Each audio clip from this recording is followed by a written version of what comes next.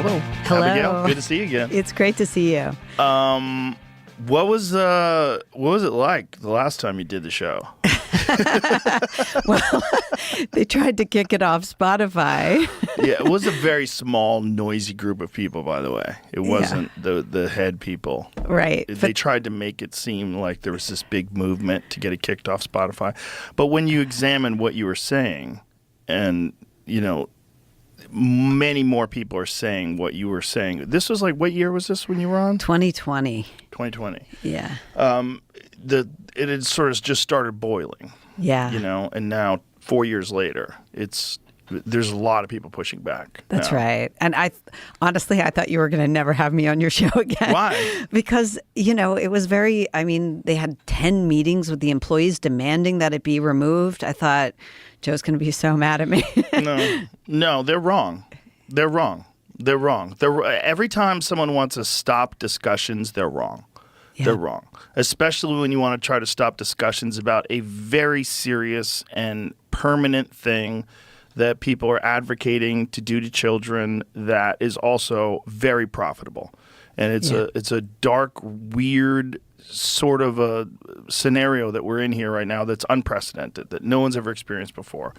And they're using terms like life-saving, gender-affirming care instead of castration and removing breasts and hormones. And it's a very, very strange time. So I'm glad we had that podcast, and I would have 100 more of them.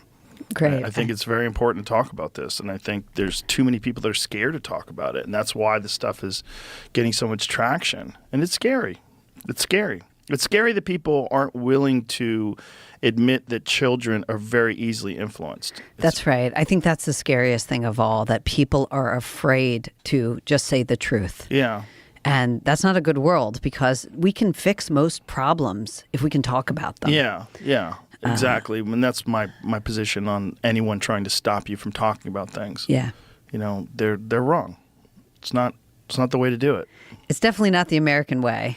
And it's not the way we've ever solved problems in this country. And it's a bad thing when you can't be honest about things. And the reason why they want to try to do it is because they know that there's too many people that agree with it, and that these people have been silenced before. So they'd like to bully them into silence. They like to scare them into silence. They like to get them canceled. And, you know, before Elon purchased Twitter, you used to be able to do that much more effectively.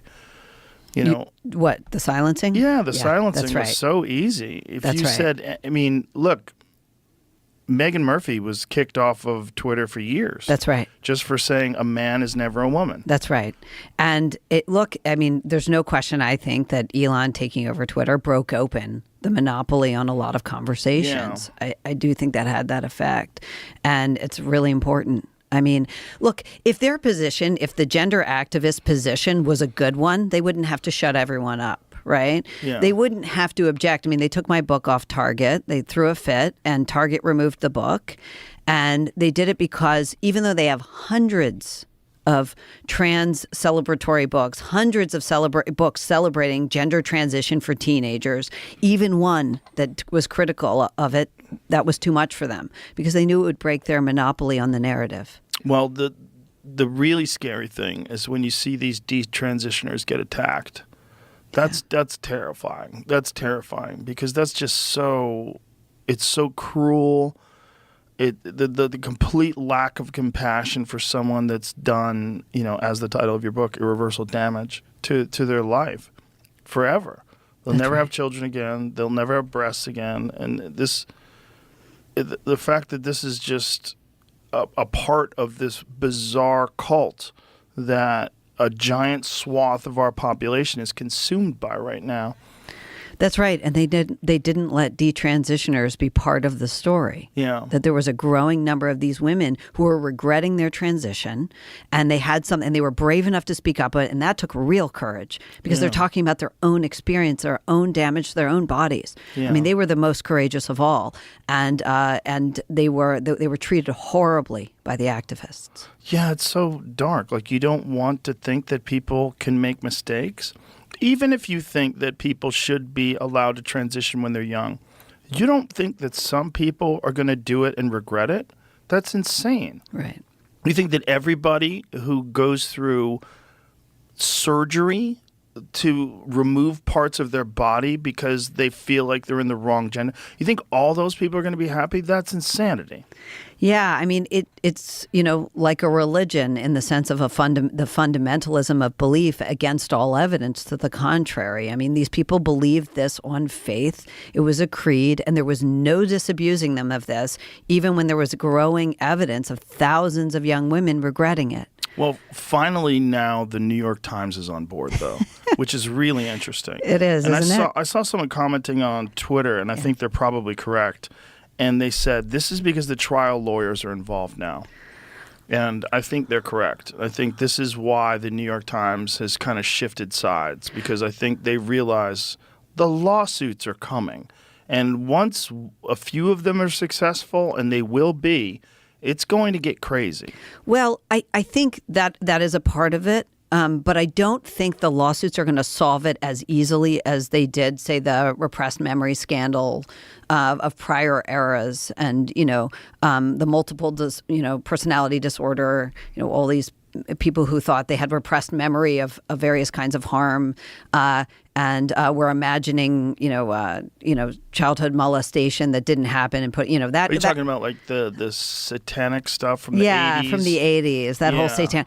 I think that got reversed through lawsuits in part because they weren't following clear medical, clear protocols of their profession. The problem with the gender, going after the gender regime through the courts, and I'm in favor of it, don't get me wrong, but the problem is that the gender therapists, the therapists, the doctors were all following protocol when they transition a kid to, and cut up their bodies in various ways, incapacitated them in various ways. They were actually following affirmative care, which is the official protocol. So which is crazy. It's crazy. It's crazy. It's so crazy that there's so many things that we don't allow children to do because we know that children can't really make lifelong decisions at the age of 11 and 12 and 13, but yet we'll let them in this case. That's right. It's so nuts. Yeah, I when I look back on it, there are a few. There were a few sort of lessons of it, but one of the things that really stood out was that almost in every case, there were medical professionals who should have known better, and very often therapists who should have known better, encouraging a young girl who was a little anxious or had some anxiety, had some depression, encouraging her down this road as the solution. Yeah. But it's also not recognizing what we know about what happens to people when they give them testosterone.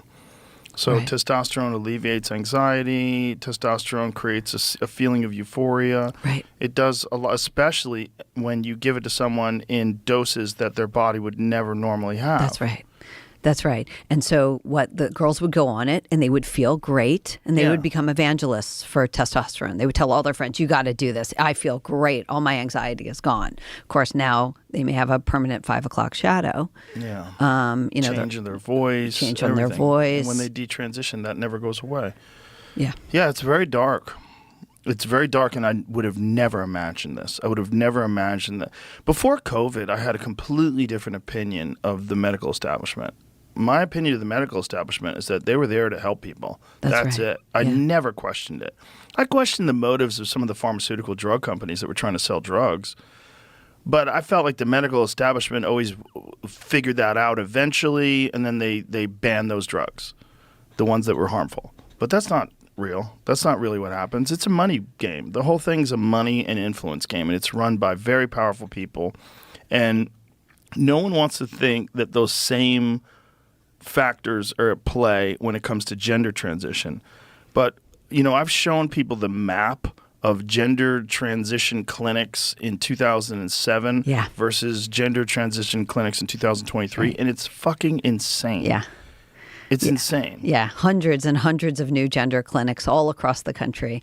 The industry expanded so rapidly with very little oversight, and it was just how fast could we get these drugs to these kids? Yeah. I agree with you. There wasn't enough oversight, but there also weren't enough good people speaking up. A lot of the best doctors who are like, I didn't enter the medical profession to do this. They went silent, or they referred to other. They said, why don't you, let me refer you to a specialist. Well, actually, the gender surgeons often, weren't even adequate to the task, because it's very, very complicated surgery, involving, transferring peripheral nerves and whatnot. So it's not easy surgery, depending on which surgery you're talking about. Very often they weren't even the most qualified surgeons doing the surgery. So you had a lot of, surgeries that didn't go quite right. Well, none of them go quite right. I mean, that's what's dark about it. I mean, you're creating a new thing. Whether you're creating a penis or whether you're turning a penis into a vagina, this is not like heart surgery. This is not something they've been doing forever, that they have this long history of doing it successfully and they know exactly how to do it correctly. The whole thing is very twisted. Yeah, the rates of, all kinds of things going wrong. I mean, if you talk about the creation of the neophallus, the ones you take a vagina to make something like a penis, the number, getting it to, urine to go in a stream as opposed to a spray, or making it so that the person can have an erection, then a strong enough erection to actually penetrate. These are all require separate surgeries very often. Very often it doesn't go quite right. Then there's all kinds of complications with the surgeries. I mean, I've talked to people who've been really butchered. So again, what was it like for you? Did you expect, when you wrote that book, did you expect the kind of blowback that you experienced? Like, what did you expect when you wrote the book? Obviously, you felt the need to express this, and you felt the need to share this information because you recognize that there's like this contagion, this social contagion that seems to be happening. It's a big part of what's going on. And a lot of these kids are very easily influenced. A lot of them are on the spectrum, and they're being led down this road. So you write this book. What did you expect was going to be the reaction to it? Well, most books get very little attention at all. So most books, right, I certainly didn't expect the, massive reaction that I got. I mean, the public campaign to ban me from every possible outlet was so hypercharged, and to some extent, it was successful. I mean, they kept the book on Amazon. It was deleted from Target. You can't find it in a public library in America, no matter how many people try to donate it to their libraries. So to some extent, it was successful. But the campaign to stifle the book. But because I made it onto places like your podcast, because I made it into Amazon, people got it. Parents got it, and for the first time, I think parents had another source of information besides the activist narrative of, you're either going to have a live daughter, a live son, or a dead daughter. This lie that your child's going to kill themselves if you don't do exactly what I say and let them transition now. This lie was the prevailing narrative, and I think, I was able to break through, and I think that's what made people so angry. That lie falls apart under scrutiny when you look at the suicide rates of people that are trans. Right. There's actually a new study out of Finland showing that a really good long-term study, I think it came out maybe just this week, showing that the rates, when you control for other mental health issues, the rates of suicide among those with gender dysphoria, discomfort with the biological sex, the rates of suicide are no higher than for the general population. That's crazy. Your new book, Bad Therapy: Why Kids Aren't Growing Up. Yes. What's wrong with therapy? What are they doing wrong? They're giving it to kids who aren't sick, who aren't actually struggling with mental illness or disorder. They're giving it to everybody. So what they're doing is they're making existing problems worse, and they're introducing new problems, because therapy has side effects. Just like any intervention that has the power to help, it also has the power to harm. In what way? Well, there's a whole body of research on some of the side effects of therapy, and they include things like alienation from spouse, alienation from parents, worsening of depression, worsening of anxiety, feeling of incapacity, feeling like you can't do things without consulting your therapist. All those are well-known iatrogenic effects. Feeling, once you have a mental diagnosis, the labeling, feeling limited by that label. Oh, I have anxiety, I can't. So all those things are well known, what they call iatrogenic effects, meaning whenever a medical procedure actually introduces harm, that's an iatrogenic effect. And we know that, of course, drugs and surgeries always come with, even the life-saving ones can come with some harm. And what people might not know is that therapy comes with these risks as well. So is this your opinion on therapy in general? Do you think there's a place for therapy? Absolutely. But I guess the big picture theme here is that therapy with kids and teens is totally different for therapy with an adult, right? An adult sits down. First of all, an adult makes the decision on their own. I really want to work on this. I'm going to go to a therapist. And you get the patient buy-in, and they're ready to do the hard work of therapy. But a child or teenager is usually strong-armed into therapy, so they don't want to be there in the first place.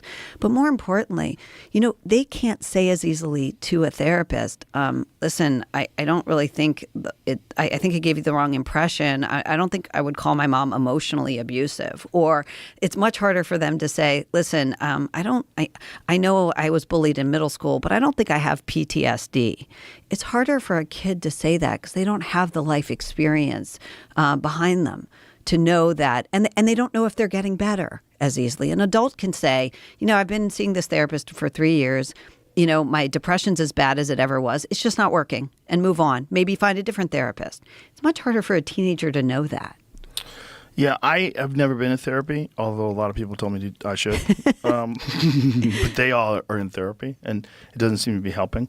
But the people that I know that are in therapy, the ones that are in therapy regularly, are the most fucked up. And I don't see improvement.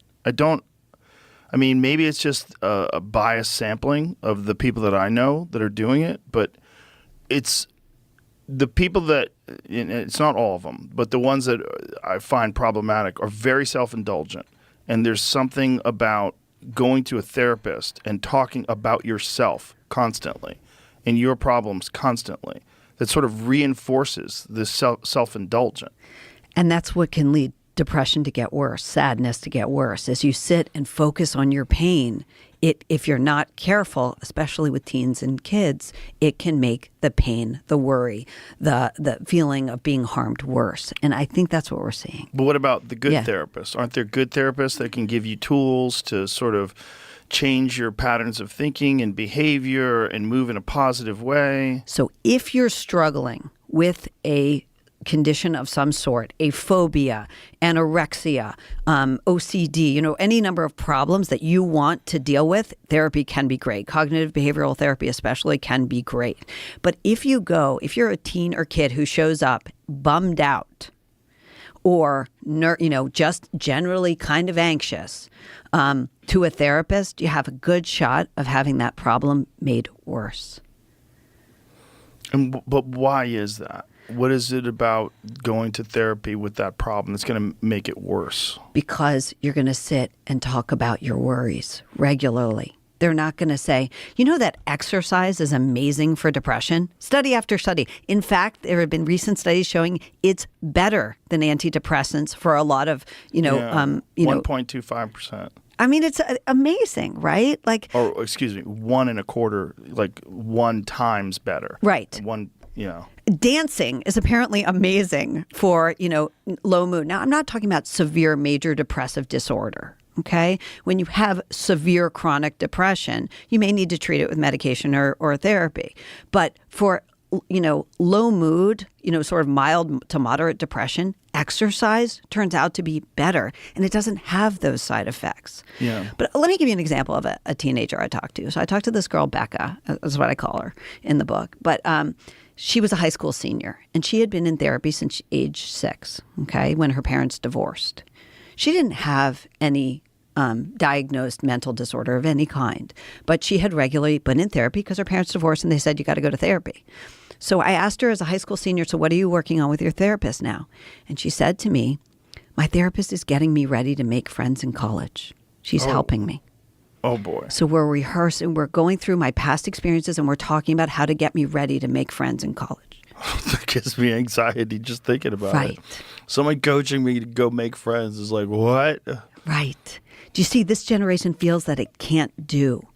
because they've gotten so much oversight and so much needless mental health intervention that they're questioning themselves all the time. They're in their heads all the time. And what motivated you to write this book? Like, do you have personal experiences with people that are going through this? Well, two things. Like, one is I'm raising 3 kids in this generation. So I wanted to know, like, why was the generation that got the most mental health intervention, the most therapy, the most psych meds, the most interventions in schools, the most therapeutic parenting, why were they in the most distress? And why were they so afraid to grow up? And we shouldn't see that. They should be the picture of wellness. Nobody worried about anybody's mental health more than we worried about their mental health.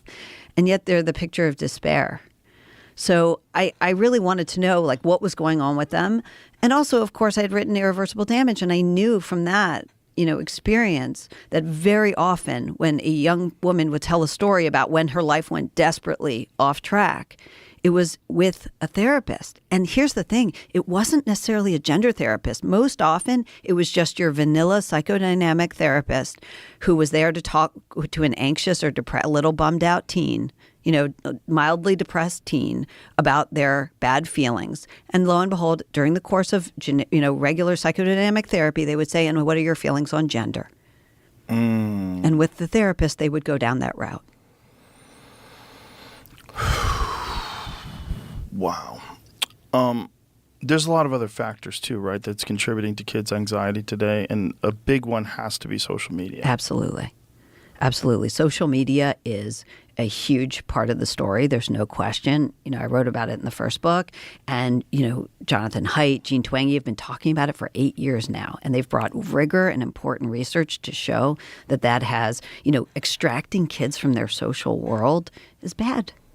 Yeah. And getting them, making them, getting the dopamine hit, and the anxious, worry about who's going to write me back and when, and then getting the dopamine hit when they get that response, and that whole cycle. There's no question that plays on our natural sort of, propensities for addiction, and makes kids more anxious. But I think it's part of what we're seeing. I don't think it's the whole story. And the reason I don't think it's the whole story is a few things. First of all, childhood mental health and adolescent mental health has been in precipitous decline in this country since the 1950s. So, and how do they measure that? So from, let's say, by every measure, by the way, but let's say take between 1955 and 1988, the rates of adolescent suicide quadrupled. So that's just one measure, but there are many. I mean, we've seen it from non-suicidal self-harm, suicidal self-harm. All of these rates have gone up for adolescents, but they've been in decline for mental health in this, of teens has been in decline for years.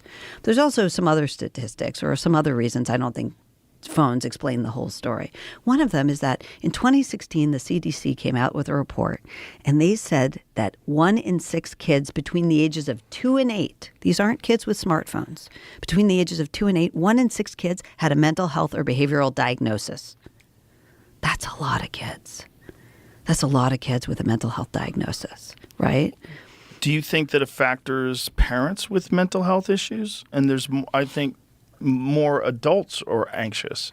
More adults are suffering from anxiety and depression, at least diagnosed anxiety and depression, now than ever before. I think adults are absolutely passing on their anxiety to their kids. And that actually we're seeing that in, Jean Twenge came out with this book, Generations. And one of the things she said in it is that boys, even though teenage girls have the worst mental health in general, boys from liberal families had worse mental health than girls from conservative families in terms of anxiety and depression. So why should that be? We know the girls are on social media more, right? Mm-hmm. Boys, that's not their thing, right? They're into video games or whatever. But I think part of the reason is what you said. There are certain families that are passing on anxiety about things like climate change. But I also think it shows that it's in the environment we're giving them. We're not giving kids a healthy life. Right? We think that we can give them an unhealthy life and just pour in the mental health resources and remediate, but it doesn't work like that. And then the last reason I don't think that phones totally explain everything or social media is because they're in societies where they use just as much social media. It's not great for the kids' mental health, no doubt, but they have much better rates of anxiety and depression than we do. Countries like Japan and Israel, where kids have more independence, they have more freedom, they're able to take more risks on their own, and they walk home from school. They do all kinds of jobs outside of the house, like run errands for the family, and they get a feeling of, first of all, short-term joy and long-term satisfaction from being able to take risks, see what they can handle, but also a feeling of efficacy in the world.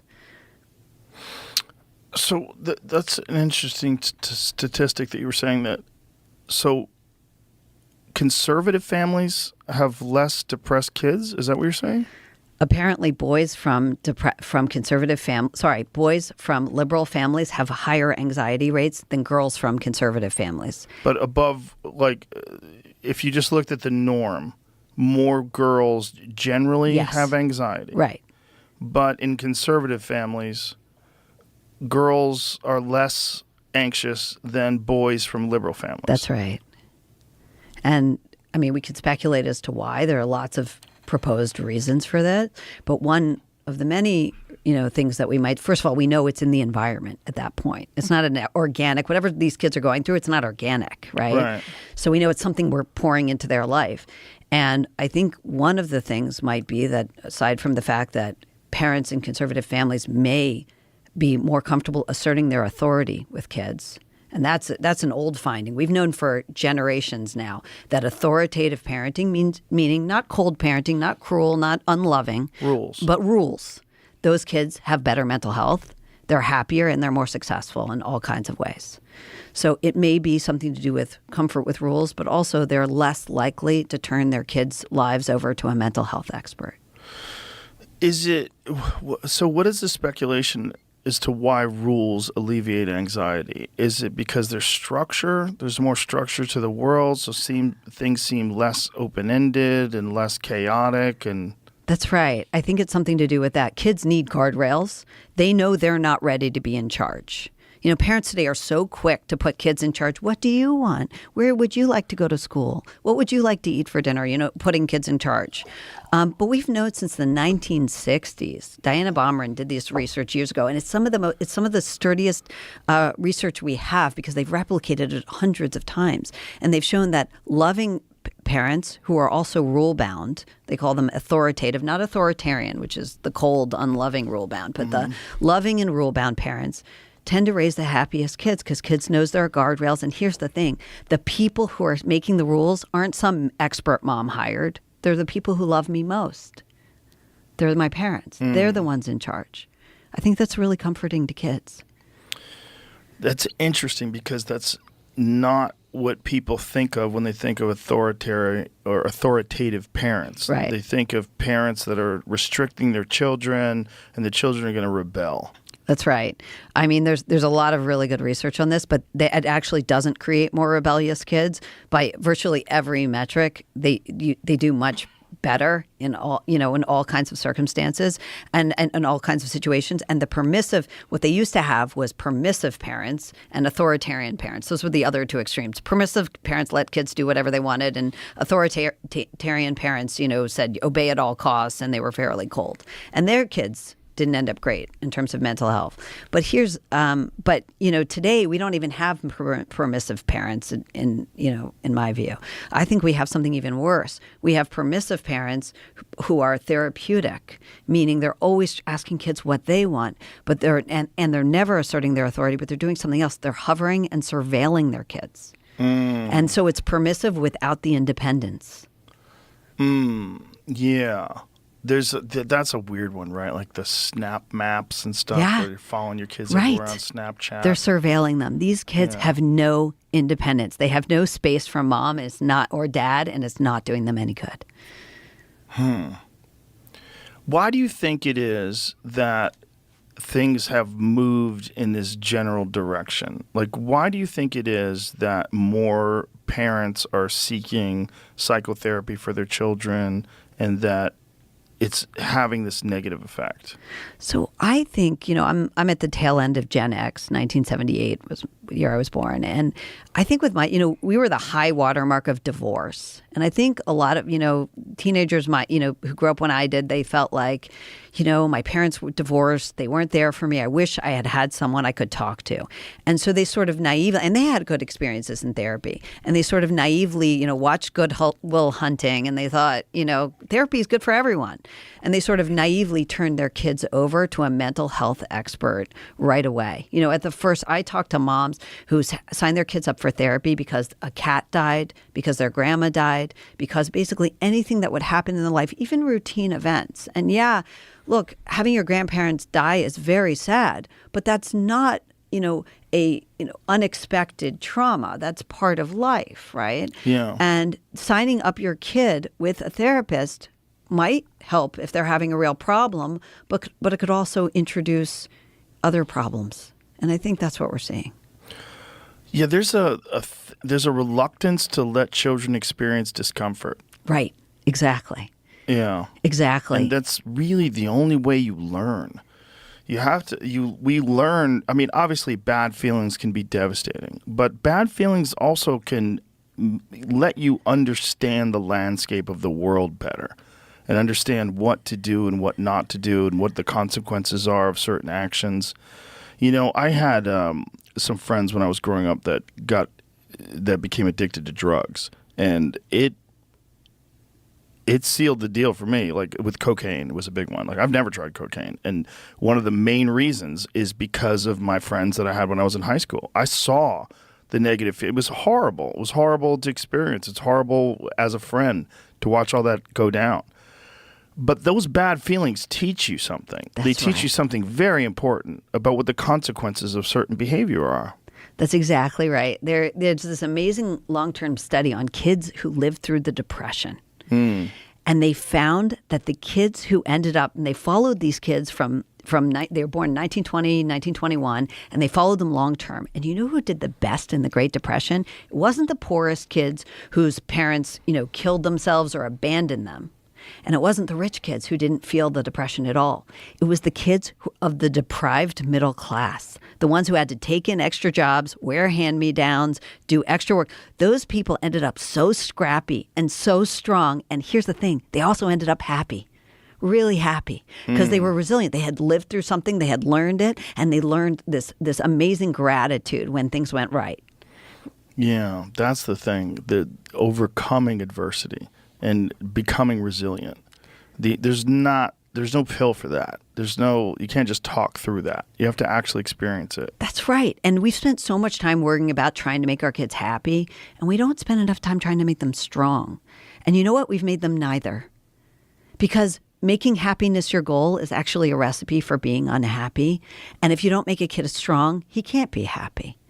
And, I think about my grandmother and, because everybody has, if anybody thinks about their grandparents, they went through some hard stuff, right? I tell the story in the book of my own grandmother lived through the Depression. Her mother died in childbirth, giving birth to her. She was bounced around. She had to be taken out of her father's home. I don't know if there was abuse. It's not clear, but somebody decided she should be taken out of her father's home. And he was raising 4 kids by himself. And when her oldest sister married at 17, she went to live with her. Then she ended up at 16. She got spinal bulbar polio. She ended up in an iron lung for a year. Oof. And she went on to college. She married. She raised 3 kids. She went to night school. She became one of the first judges in Maryland, female judges in Maryland.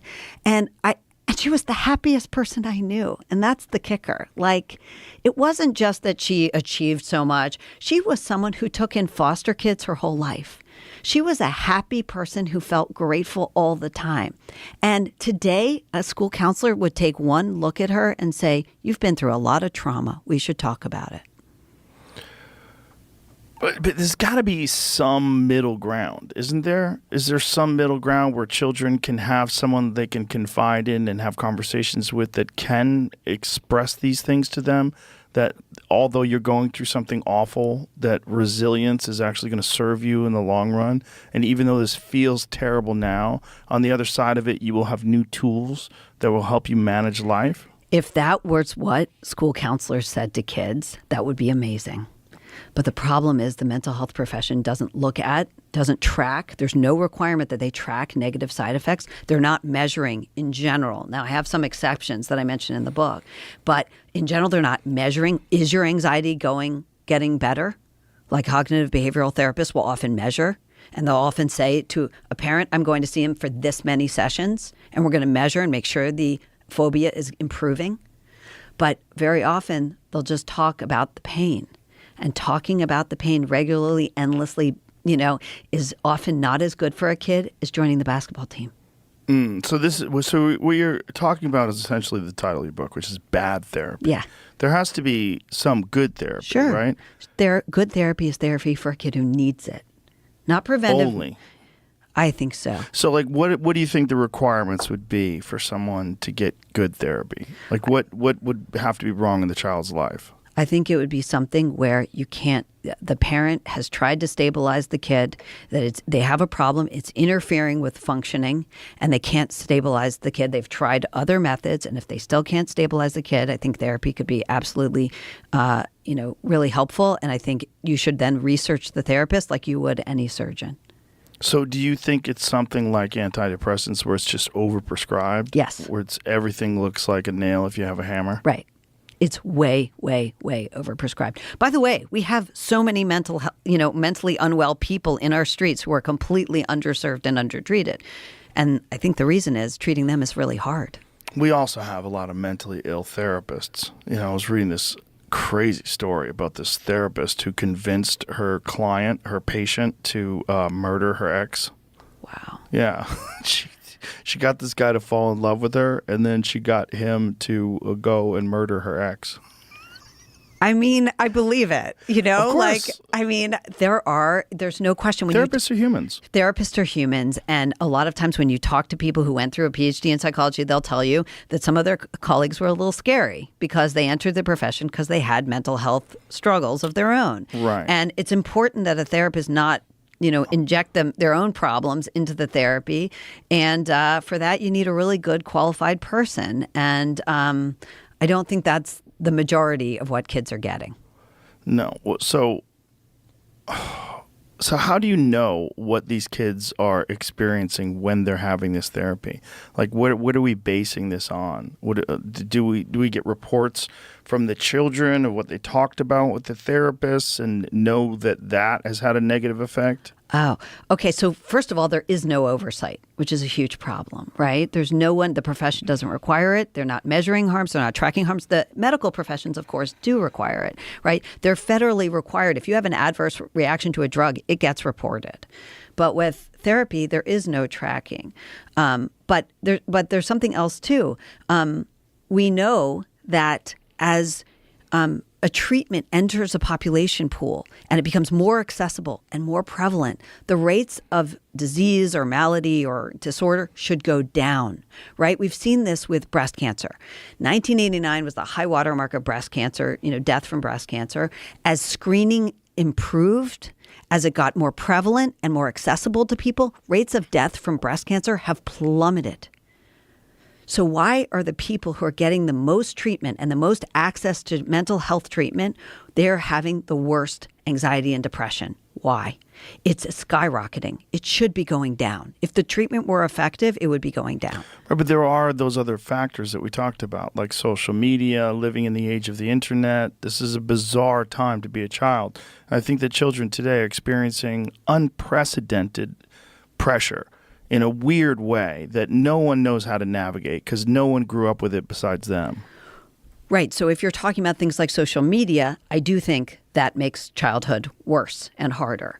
There's no question. But there are other things that are making childhood uniquely, hard in some sense. Now, of course, we have generations that have lived through pandemics, Great Depression, economic deprivation and all kinds of things. But two things. One, with any population, you would want to see some dent in the depression. We're not seeing that. Okay. But the other thing is, where were the mental health experts with social media, right? They could have called for a ban. They didn't. I don't think they knew right away, right? It had never existed before. No, but there's been really good evidence for the last 8 years. I don't think there's a parent alive who doesn't already know that social media is bad for kids, right? We've known the phones. We see what they do. We see how angry kids get when you try to take them away. We know that there's like this addictive element and that kids act a little crazed. We can see it, and we've known that. I mean, there's been good research out for 8 years now. Why have the mental health organizations who have been in 2020 warning the Congress about climate change, systemic racism, police tactics? They were quick to announce, their views on all those things. They had nothing to say about the lockdowns. They had nothing to say about social media. They'd never called for a ban on social media. They never issued the same warning that doctors gave about cigarettes. Why? Because social media does have some positive aspects to it, unlike cigarettes. Right? There's Cigarettes have positive aspects. They're neural stimulants. They're social. Right, but it gives you cancer. Long term. Yeah. Look, I'm saying I'm not I know what an you're saying. advocate for cigarettes. I see okay? what you're saying. I see what you're saying. But yeah. but bottom line, they lead to cancer. And the medical establishment, the Surgeon General felt like we had to warn the public they lead to cancer. And just like that, if you're a responsible organization, you have to warn people, hey, you know what? The social media is really bad for kids. We're seeing their anxiety get worse. They're on their phones all day long, even in school. We've known for 8 years now that the research has been out. Sorry, we're warning parents. We don't want to see smartphones in schools, and we think no teenager should be on social media. They could say that. Do you think anybody would listen to that? That seems like the problem with that is it's like trying to put the water back in the dam. I just don't believe that would be effective. Well, Maybe they could have said something about it at the very beginning. If we knew the consequences of social media, let's go back to like 2005 or something like that, before it was really a thing. If they started seeing it happen, if they could put the kibosh on it then. But now that it's so ubiquitous, I can't imagine a world where anybody would effectively say, there's a state that's trying, was it Montana that's trying to ban TikTok? okay. I don't know. I believe you. There's like some state that's trying to ban TikTok for kids. A few states just sued multiple companies. Let me find that. For what, though? Something about kids using it. States suing. Is it because of their access to questionable material? Let me find out specifically. October 24th here. Multi-state federal lawsuit. On the screen, dozens of states are suing Instagram parent Meta over addictive. Okay, dozens of states sue Instagram parent Meta over addictive features and youth mental health harms. So this is, I think they're talking about algorithms. They're talking about how algorithms target children, demand users' constant attention.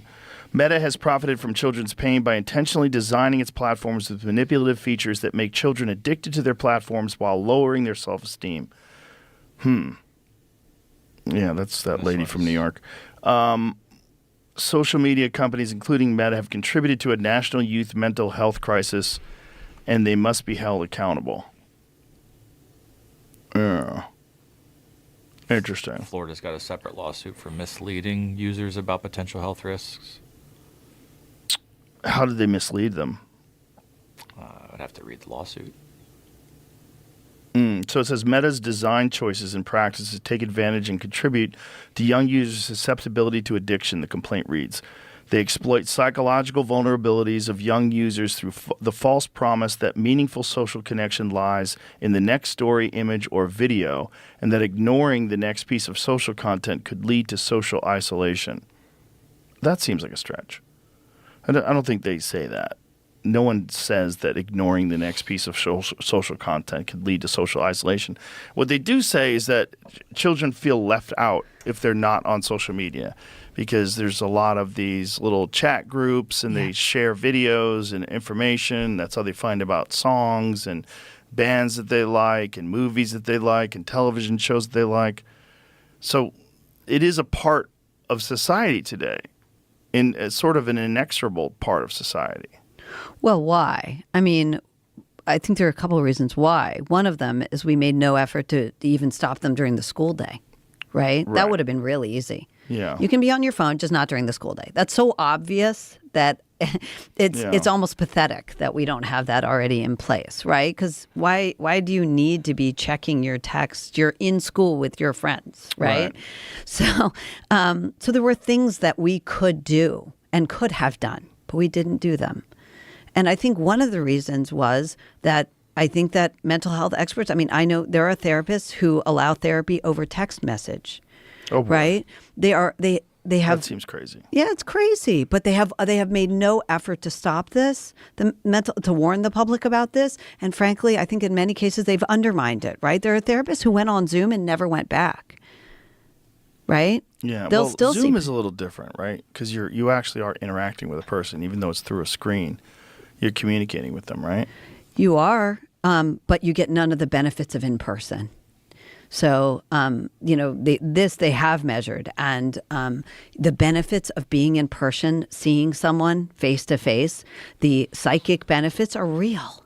Even when you're with someone you don't want to be with. The kids who went home for the lockdowns and were in a big household full of relatives they didn't want to be stuck with when they wanted to be in college, Right. They did better in terms of mental health than the kids who were isolated and stayed in school. Right, but you're sort of arguing against therapy, but yet saying therapy in person is better than therapy on Zoom. Is that For sure. Yeah. I'm not arguing. I mean, I'm not arguing against. First of all, adults can see therapists for any reason, and that's totally not only up to them. I think they have the stand to get. They are in a much better position to possibly benefit from it. I'm concerned about therapy for kids, especially kids who don't really need it, who are a little bummed out. But in any case, we know that Zoom therapy or text therapy for the most anxious generation, for the most socially phobic generation, supposedly, well, that's not helpful. So the thing that gets me about therapy that I've always talked, the people that I know they're doing it all the time, is just I don't know how much you should be thinking about yourself. I don't know. right. I mean, is there a certain amount of time you should allocate to thinking about yourself and your own feelings and problems? And how much of that is self-indulgent and how much of that feeds that anxiety itself? I mean, it does. Thinking about yourself is the same as unhappiness in a certain sense, right? It is indistinguishable from anxiety and depression. And if you just think about how our football coaches motivate a team at halftime. What do?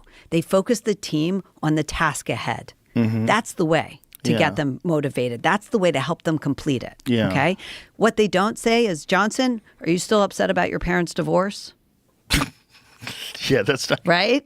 That's not going to tell help me you catch about a your football. feelings. Yeah, that's not going to Why don't they do it? It's not just because they're repressed. It's because they know that if you want to get anything done in this world, you need to, yes, repress your feelings for a time and focus on the task. But is it even repressing your feelings, or is it just not indulging those feelings and letting those feelings be the primary focus? I think it's the same thing. Yeah. I don't mean permanently. Right. I don't mean there isn't a place for it. But when you're in a school, focusing on seeing your friends and going to recess or whatever else it is, the basketball, whatever the activity, is it really good for you, as opposed to sitting around and thinking about doing social emotional learning and thinking about the pain you're feeling right now, the emotional pain? That's not going to help you get through your geometry test. Yeah.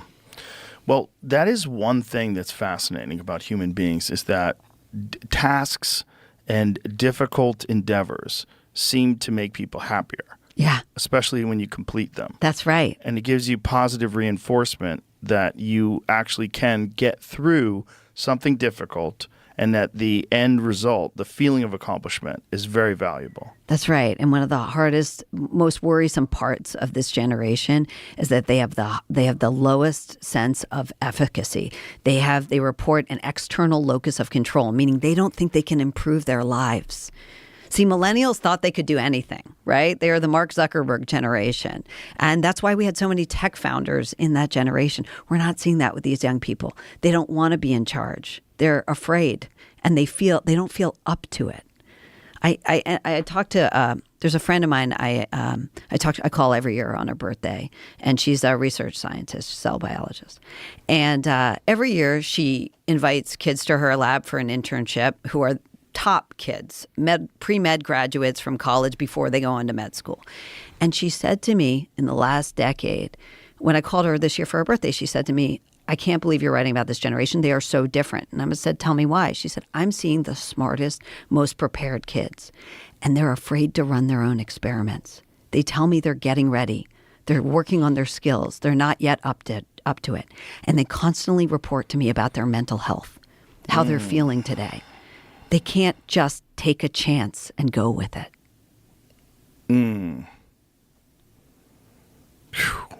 It's weird because as a parent, like, you want to hear kids out. And when they're having like some sort of anxiety and issue, you want to talk with them and you want to talk through it. Sure. And you don't want to tell them, hey, you're going to have to suck it up. I never say that. And I probably should. I mean, I don't know if I should. But I mean, if I had boys, I probably would. I think I would probably treat them differently. But I think that there's a fine line. Like, where is the point of diminishing returns? Like, where is it valuable to address feelings and anxiety and thoughts? And is it irresponsible to do so without giving them tools to mitigate those things?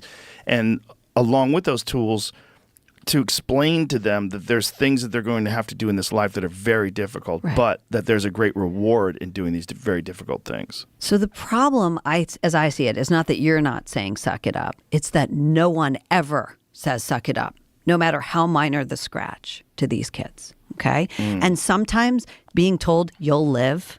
Remember when Dad used to say you'll live or, shake it off? We never hear shake it off anymore. No one says it. So they don't know they can overcome even minor injuries. And the truth is they can. They can.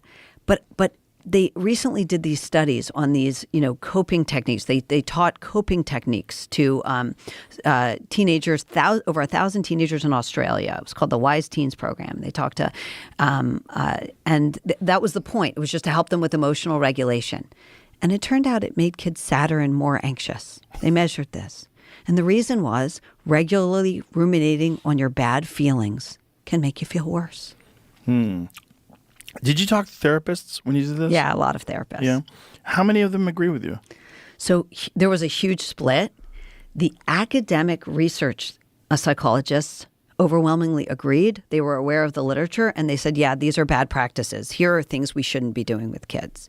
What was interesting is a lot of the clinical therapists were either minimized the risks of therapy or denied that there were any. But isn't that like Jiffy Lube? Like when you tell them, you don't need to change your oil that much. Well, it's their business to change oil. Right. Exactly. So like I talked to this one amazing, child psychologist who said to me, I start by having my patients sign a waiver in which they acknowledge that there can be risks. And the reason I do that is because I don't want them to experience harm. So if they see that their worries are getting worse, they have to tell me. But do they? Would they? I mean, it seems like the therapist is the one who's in control, right? Right. The therapist is the expert. They're the one who has the authority. Right. Well, I mean, this one was Camilo Ortiz was one of the, he was the one I talked to and he was the one that I was referring to there. And first of all, he always starts a therapy by setting the number of sessions. It's not, he doesn't treat a kid like an annuity. You're going to, be my income stream for years. Right. He attacks, and also they come to him with an actual problem, like chronic bedwetting, like, various kinds of phobia. There are people who treat anorexia. They're tackling a problem. Right. And some of those therapies are extremely necessary and very successful. When this person that you were just describing, if they get someone that comes to them that doesn't have a real problem, do they turn them away? Well, you can ask, but very often the therapists don't turn them away. That's the problem. Right. Too many therapists. I mean, I saw, I think back to the first book, and I would ask, did anyone have a therapist who said, you know what, I don't think the trans identity fits you? Right. That doesn't seem to make sense to me. On almost no cases did the therapist stop a girl from going down that road. No, you don't have gender dysphoria. Listen, it's mostly little boys. Okay, it's overwhelmingly starts with little boys, and you see it in men. It's overwhelmingly male phenomenon, and it always starts ages 2 to 4. So you discovering this at age 12, let me tell you something, with your friends, it's so unlikely, we don't even need to go there. They never said that. Well, I think they get scared of the blowback as well, Yeah, right? And sure. what they would hear from their parents. You're telling my child they don't have a problem when they have a problem. Well, also the incentive is for therapists to treat the least sick for the longest period of time. That's the incentive. Yeah. Because you don't want the schizophrenic patient who really needs you. Right. They're really hard to treat. Almost impossible. Almost impossible, right? You don't want the bipolar patient. Right. Some people will refuse to see those patients. But a teenager with a little social anxiety, parent pays on time, they're not getting violent in your session. Oh, boy. Wow. I never really considered that until your book. Until I heard the title of your book and I read the synopsis of it. I never really considered it. I never considered that thinking about your problems all the time and talking about your problems all the time literally make the problems grow. That's right. I mean, it's the number one symptom of depression is what they call rumination, this pathological obsessing over your pain. Yeah. That's why stuff like exercise, that's one of the reasons, aside from chemical reasons, one of the reasons that doing anything, that running errands is good for your mental health, getting out of your house and accomplishing anything is good for you. But sitting around talking and thinking about your problems, that's a bad habit. And the best cognitive behavioral therapists and others, the dialectical behavioral therapists, the ones who do really well with depression, the first thing they do is try to break that bad pattern. But a lot of therapists just indulge it. It's a luxury that's provided to you by a life that's fairly safe. People that live in war-torn countries and have very difficult lives, they don't have that luxury of just sitting around all day and doing nothing and, I go outside and run errands. That's going to make me feel better. You're dealing with like real stress. That's right.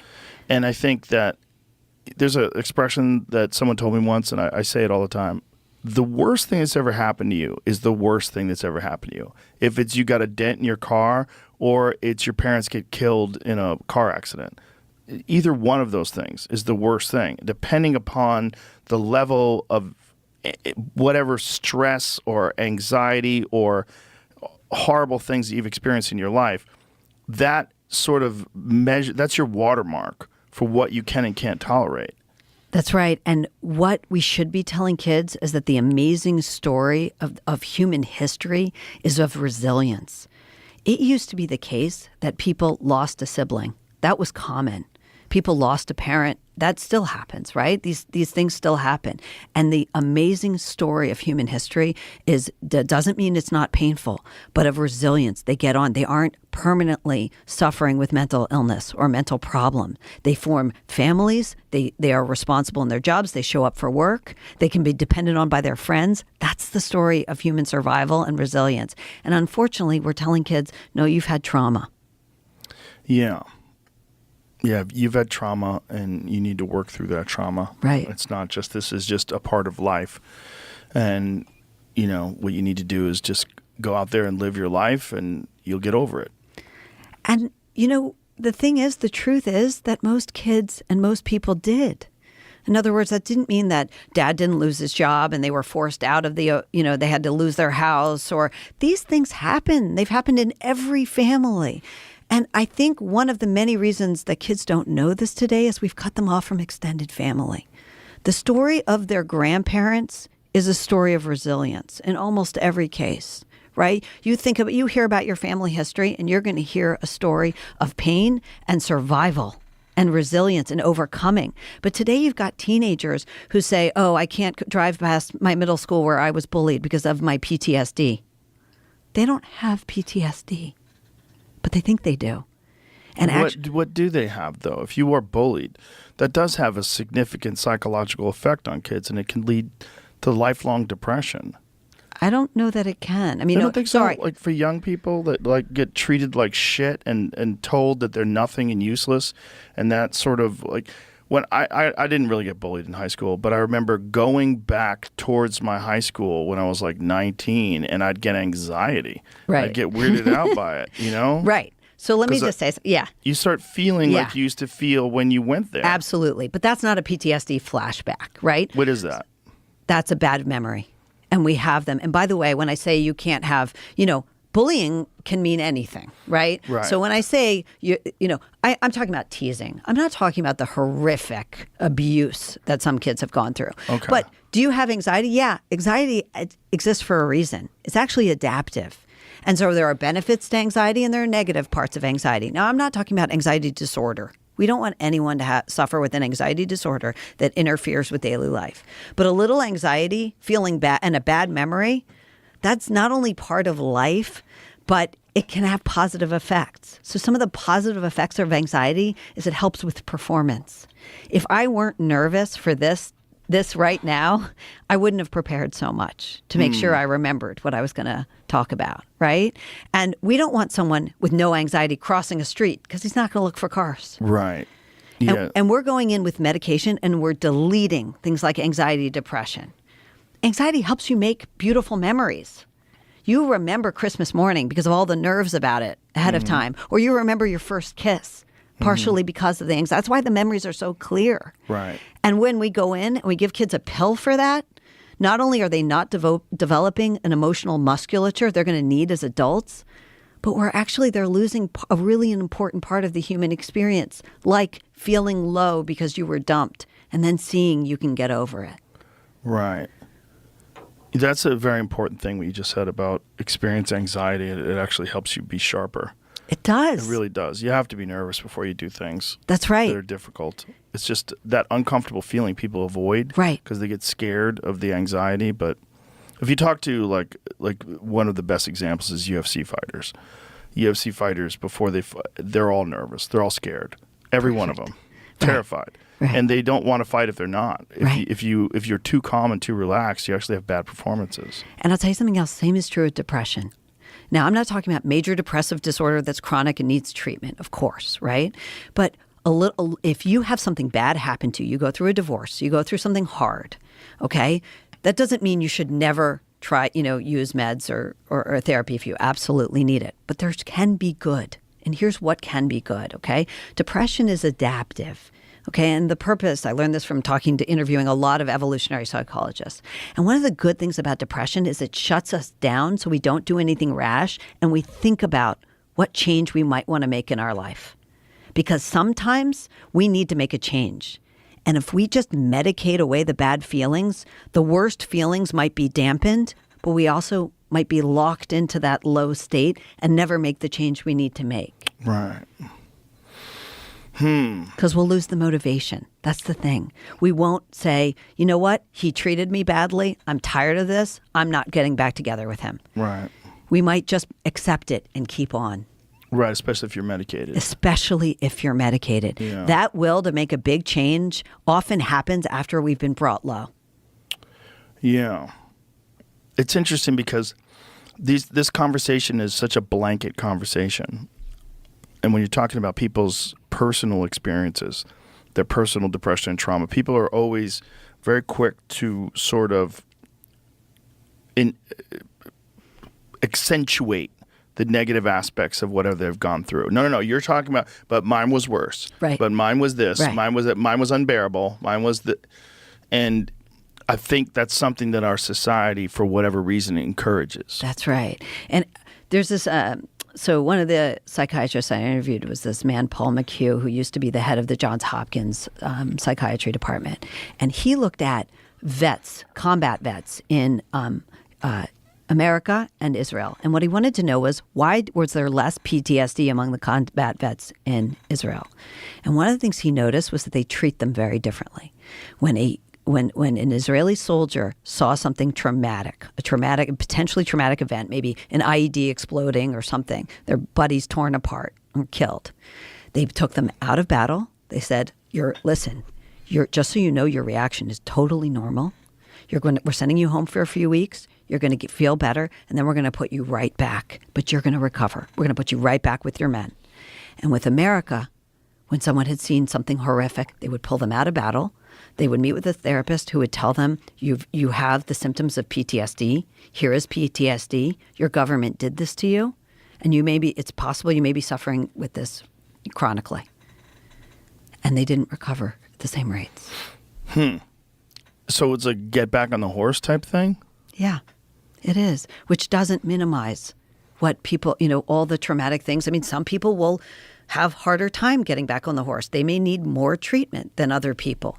But what's amazing is most people, even who go through traumatic experiences, even most combat vets, the majority don't get PTSD.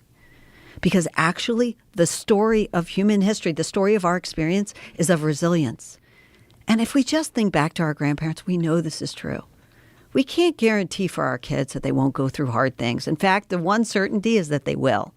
But the message to them has to be, but you're so strong. Our family is strong. Our family has gone through hard things. I've gone through hard things, and you can too. And if you say that to kids, you have a much better shot that they will.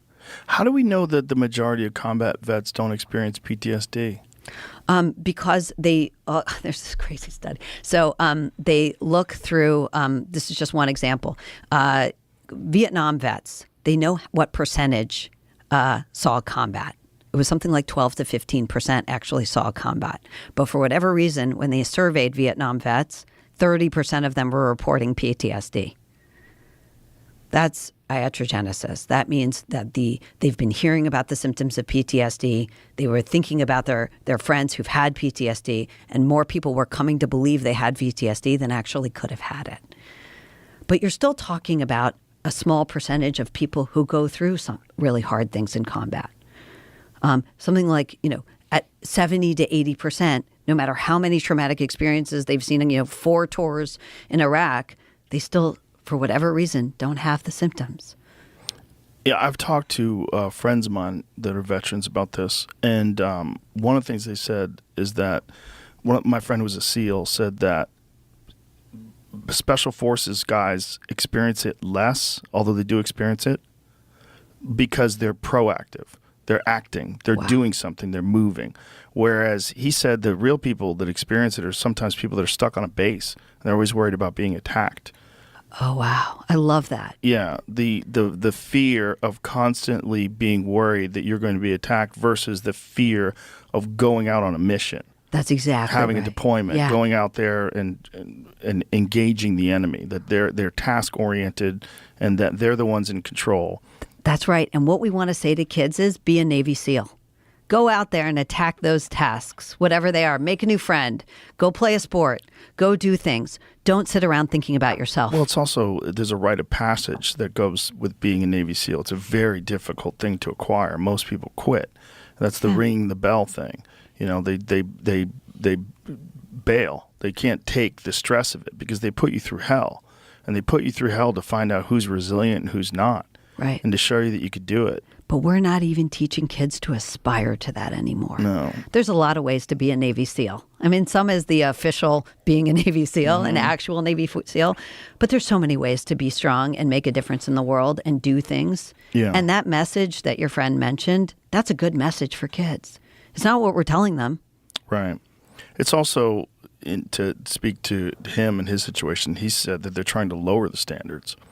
They're saying that, because occasionally guys will die or get severely injured in training, that they're trying to make it more easy. That's right. And he's like, that's terrifying. The last thing you want is someone who can't quite make it on your team. Yeah, that's right. And we're lowering the standards and expectations. I mean, this is the trauma generation, right? We've told them over and over, you can't handle very much. Don't worry, I'm going to write you. And they have these things in schools called anytime passes, where if a kid's feeling a little anxious, they'll get a pass from the school counselor, and they're allowed to leave class anytime they're feeling anxious.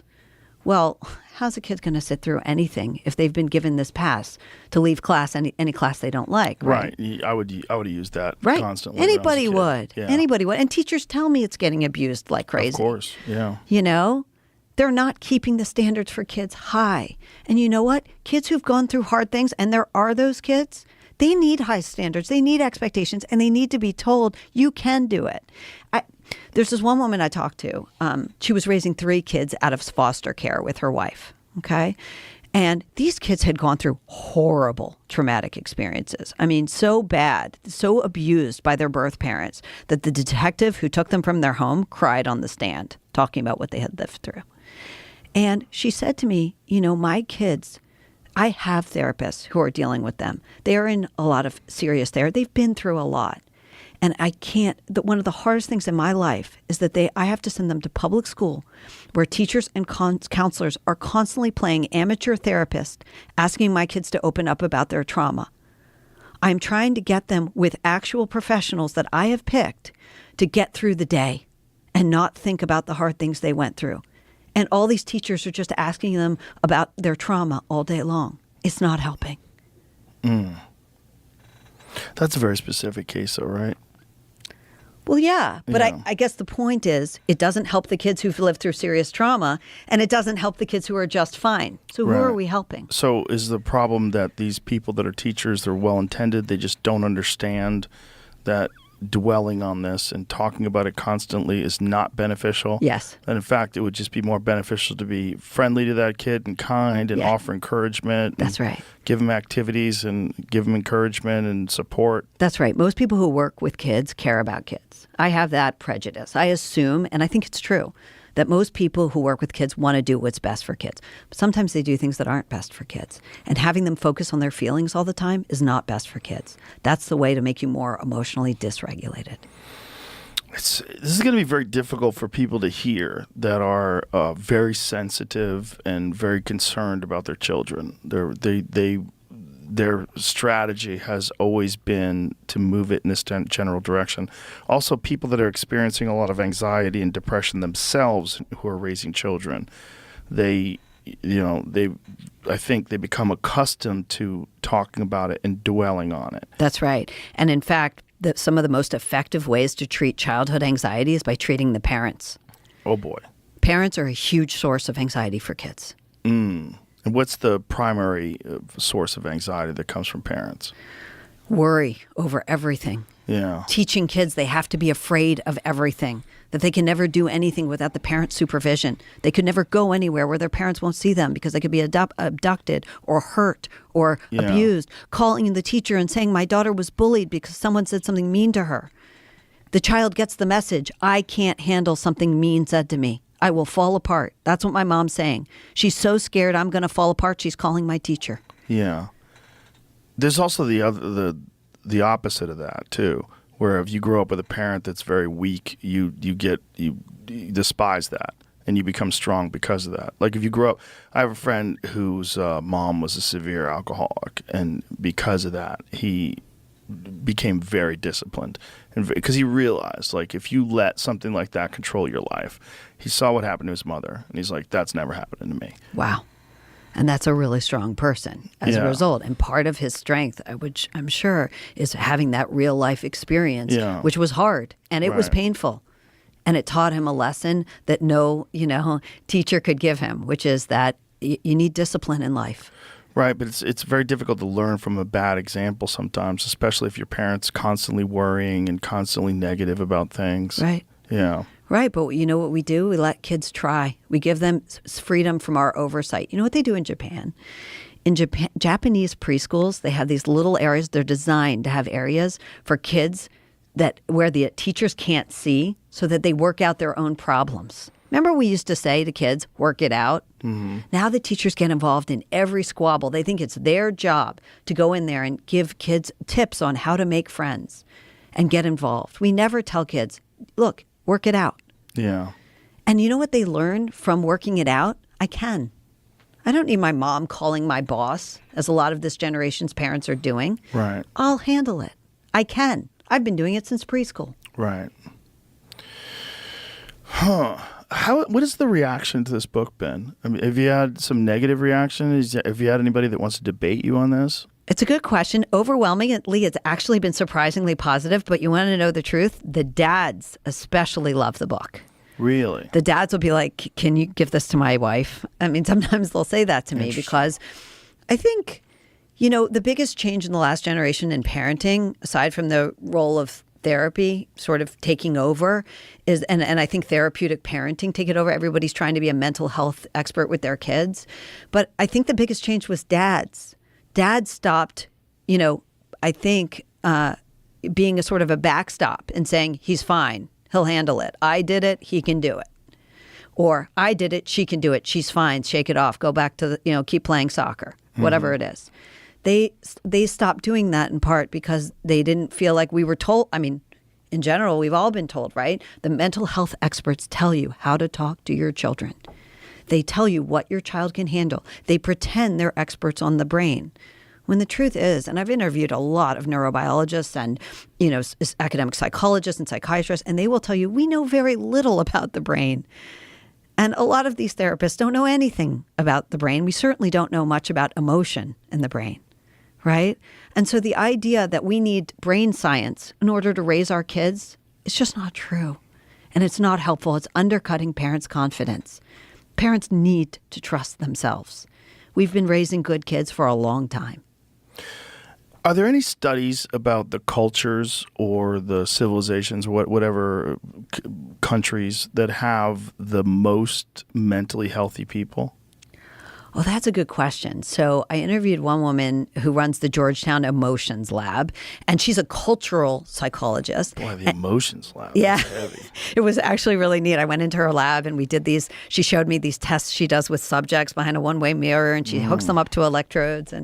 And she looks at, her name is Julia Chensova-Dutton. She's amazing. And she looks at Russia, Japan, America, and other countries, especially in the West. So I guess you want to look at like and compare like to like. So sort of similar Western cultures, I guess Asian, but, similar levels of development and stress, a certain kind of stress. And one of the things she noticed in her research was that American kids tended to exaggerate dangers. So when they listed things they were afraid of or things that scared them, they would say, stranger looking at me funny. Things that weren't actual dangers. But teenagers from other countries, Russia, Japan, they tended to be able to calibrate what was an actual danger much better. And that's what we're seeing on campus. We're seeing these kids having nervous breakdowns because someone dumped them or because a teacher gave them a bad grade. Yeah. Because they couldn't hand her a paper on time. One of the things that drives me the most nuts about universities is this term microaggressions. Right. Which is so crazy. It's like looking for things to be bigger than they are. Right. Taking a very small thing, whether it's someone like rolling their eyes at you or saying something that, might be insensitive, and calling that insensitive thing a microaggression. That's right. And that's exactly right. And one of the things I looked at was, are we turning these kids into emotional hypochondriacs? And what I mean is, I interviewed a world expert, this man, Arthur Barsky at Harvard Medical School, on hypochondriasis, being hypochondriac, what they now call it illness, anxiety disorder, or somatic symptom disorder. And what is it? So it turns out what it is people who put hyper focus on the normal pains we all feel. They're not faking it. They're just attending to the normal pains and increasing their pain by doing that. And people who turn their pain into an organizing principle of life, of their whole lives, they have a hard time overcoming it. It becomes their identity. It becomes their identity. And that's what kids are doing today about their emotional pain. Oh, I have social anxiety. I had trauma from my breakup. You don't have trauma from your breakup, okay? You had a breakup, and it's painful. But using these, psychiatric terms, Trauma. it's not helping. It's Right. not. It's exaggerating the pain, and it's making that pain feel worse. And I'm not minimizing these kids' pain. They are in real pain, and they're making it worse. I would be really fascinated to see you have a conversation with someone who is a therapist, who engages in this, who thinks it's beneficial. I would love. I'd be happy to. I would love to. I would like to see. Look, there are therapists that I've met who I would take my own kids to, who I trust, who I've, very impressed by what they have to say and what they've done. But the therapists who claim that everyone needs to talk about their problems, well, no, they don't. That's not true. I interviewed a lot of great therapists who tell me that a lot of people who have experienced terrible trauma, they do better by not talking about it. They're therapists who deal with, and I'm talking about people who work with convicts, people who have unspeakable childhood abuse, actually are very helped by acknowledging, I know you went through some hard stuff. Let's talk about, what you're doing now. That turns out to be better for some people. So this endless rehashing of your pain, this myth that you can only be helped by talking about your pain, is just not true. There's no evidence behind it. And in fact, there's these crazy studies that burn victims, people who've experienced all kinds of first responders, breast cancer survivors have been made to feel worse by talking about it, by being in therapy. They had control groups. They've done these studies where burn victims, one portion of them went to group therapy, the other portion didn't. And the ones who didn't go to therapy ended up better with less symptoms after, 9 months, I think it was. And why do you think that is? Because they did other things that are healing too, like spend more time with family, like get involved in work, like, pick up a phone and call a friend you haven't seen in a while. Find a natural way to mitigate that. Exercise is amazing. I mean, study after study has shown that exercise is amazing. And you know what it doesn't have? All these bad side effects, right? Of loss of sex drive, like SSRIs have. Yeah. Right? We know that the antidepressants come with all these horrible side effects, especially for adolescents, like the risk of suicide and other things, right? You know what doesn't have that? Exercise. Yeah. So I'm not saying don't get help. And if you really need it, get the medicine and get the therapy. But what I'm saying is, if you don't really need it, gosh, there's a lot of ways to feel better. And we seem to have forgotten about those. Is there a chart or a graph that shows the amount of therapy that was given to children over the years now versus the past? So we know that it's gone way up. I don't know if there's a chart, but I know that they say 40%, roughly 40% of the rising generation has had therapy. That's a lot. It's way more than any prior generation.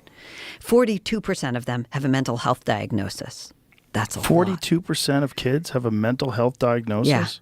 Do you know 42? There was just a news article saying that 86% of them think they have menu anxiety. Menu anxiety? That's ordering from a menu in a restaurant. What? They have a friend order for them. Oh, my God.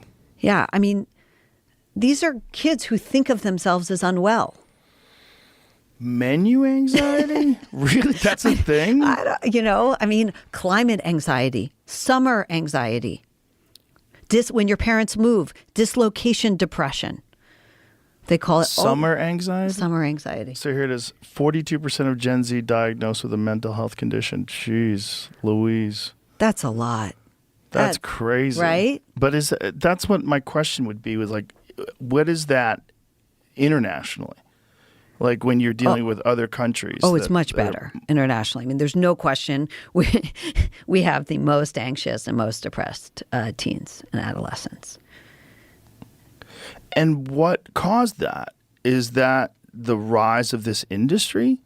The rise of the therapy industry? Is it something that is in the zeitgeist where people in this culture sort of gravitate towards that sort of thinking, that therapy and talking it through is very important? Like, what is it?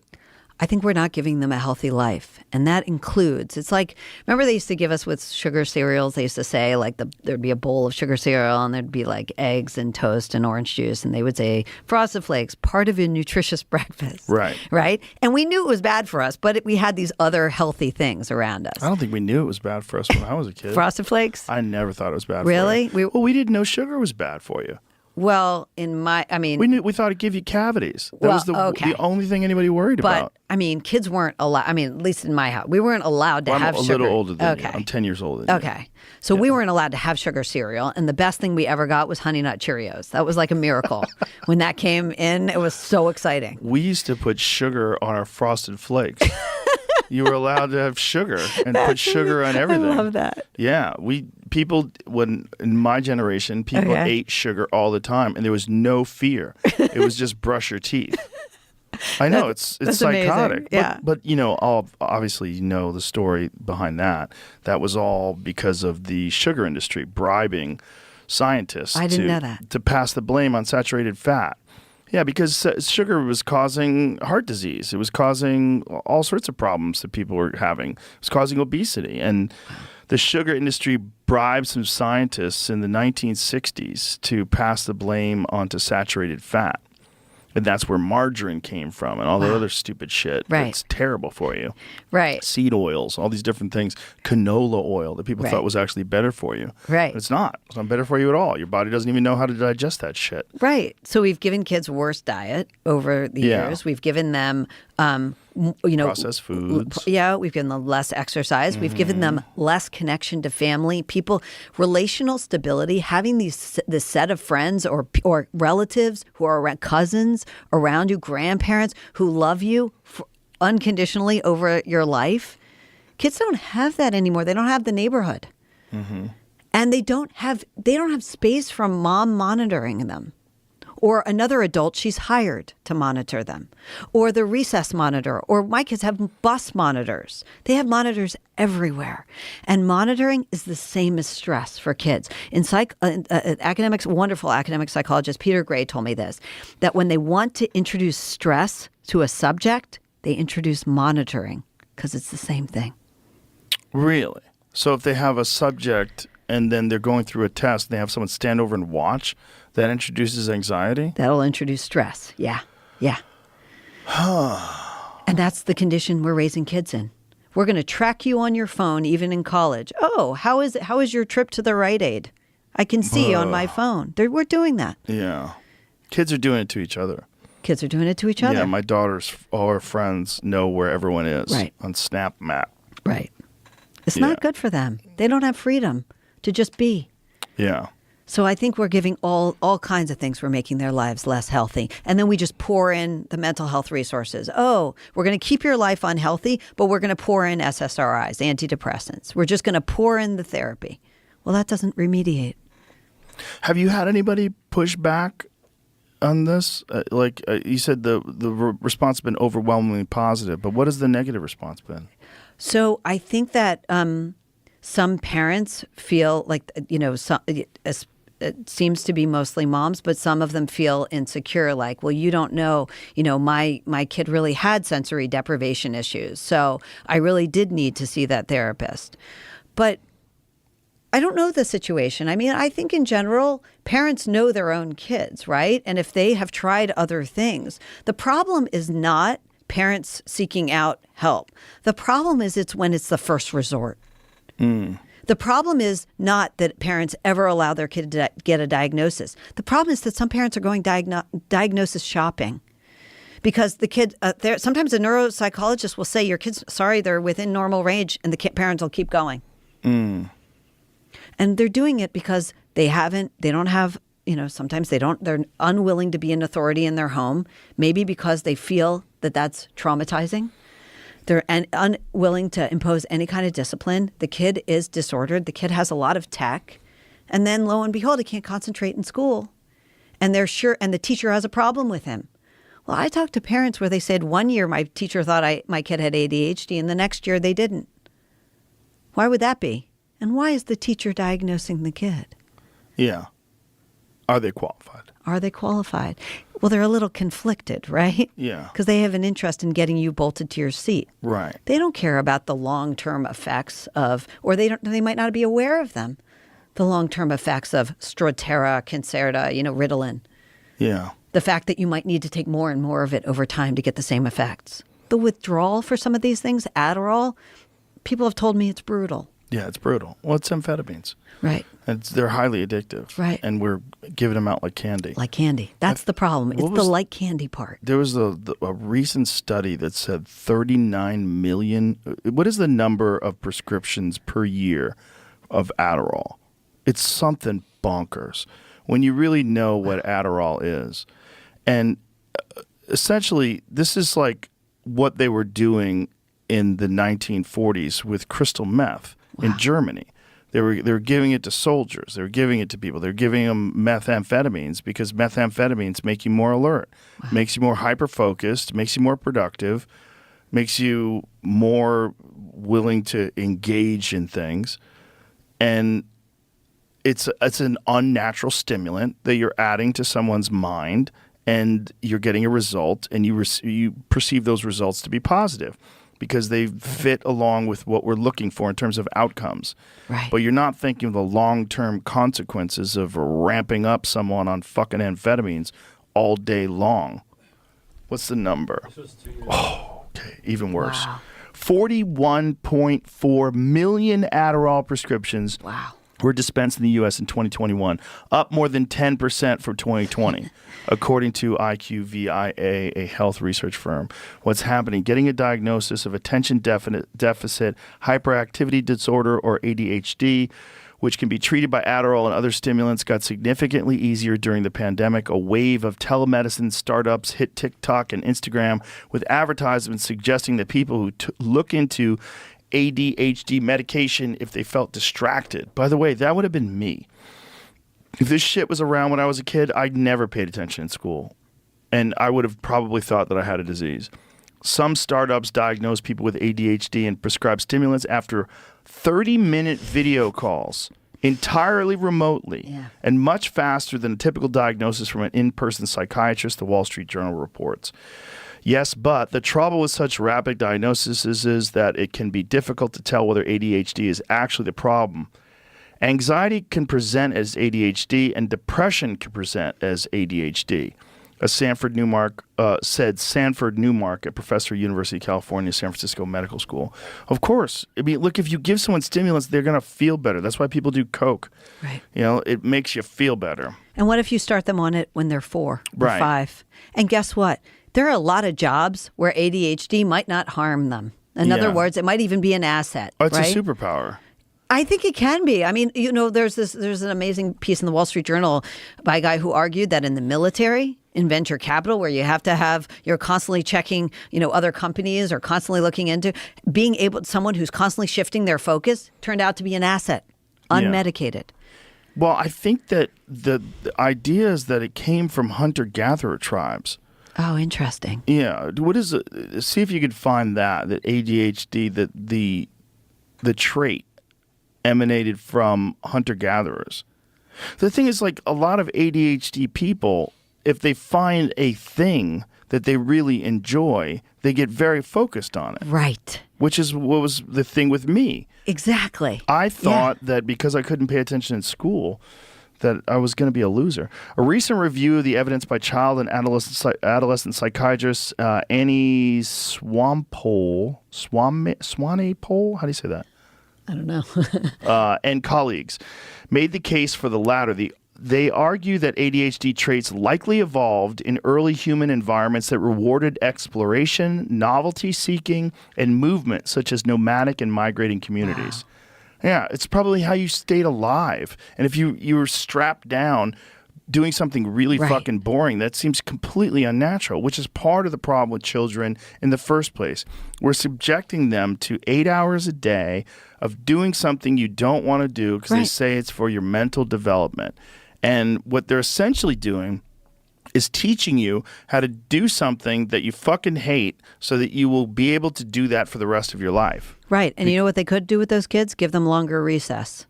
Well, they also could tell them that there's other things you could do for a living if you could find the thing that you actually enjoy and focus on that. And that was the thing that I didn't know until I started doing things outside of school. Right. I didn't know that there was things that I could excel at because I actually enjoyed them. And I would focus on those things and get very good at them. And I didn't know that that was a part of me. I had never been told that. Everybody was just like, if you can't do this, you are going to be a loser. If you can't sit and pay attention to this boring ass teacher, teach this boring ass thing that they have no emotional investment in whatsoever. Right. And it was never true. That's the thing. You were incredibly successful despite what they said. But imagine if they had said to you, actually, there's something wrong with your brain. It's called ADHD. You need a pill so you can be like everybody else. Yeah. Would you have had the same motivation to go keep looking for what you were good at and what you were passionate about? No, I probably wouldn't have. I probably would have been medicated. If I had the wrong parents at the wrong time in history, I probably would have been medicated. Right. And who knows, I probably would have some fucking horrible job where I couldn't wait to get to my pharmacy so I could refill my prescription because I'm running low, and I talked the doctor into ramping up my Adderall. We're putting 7-year-olds on Lexapro. So That's crazy. That is so crazy. FDA just approved it for 7-year-olds. These are kids who are going to have their sex drive deleted before they ever have a sex drive.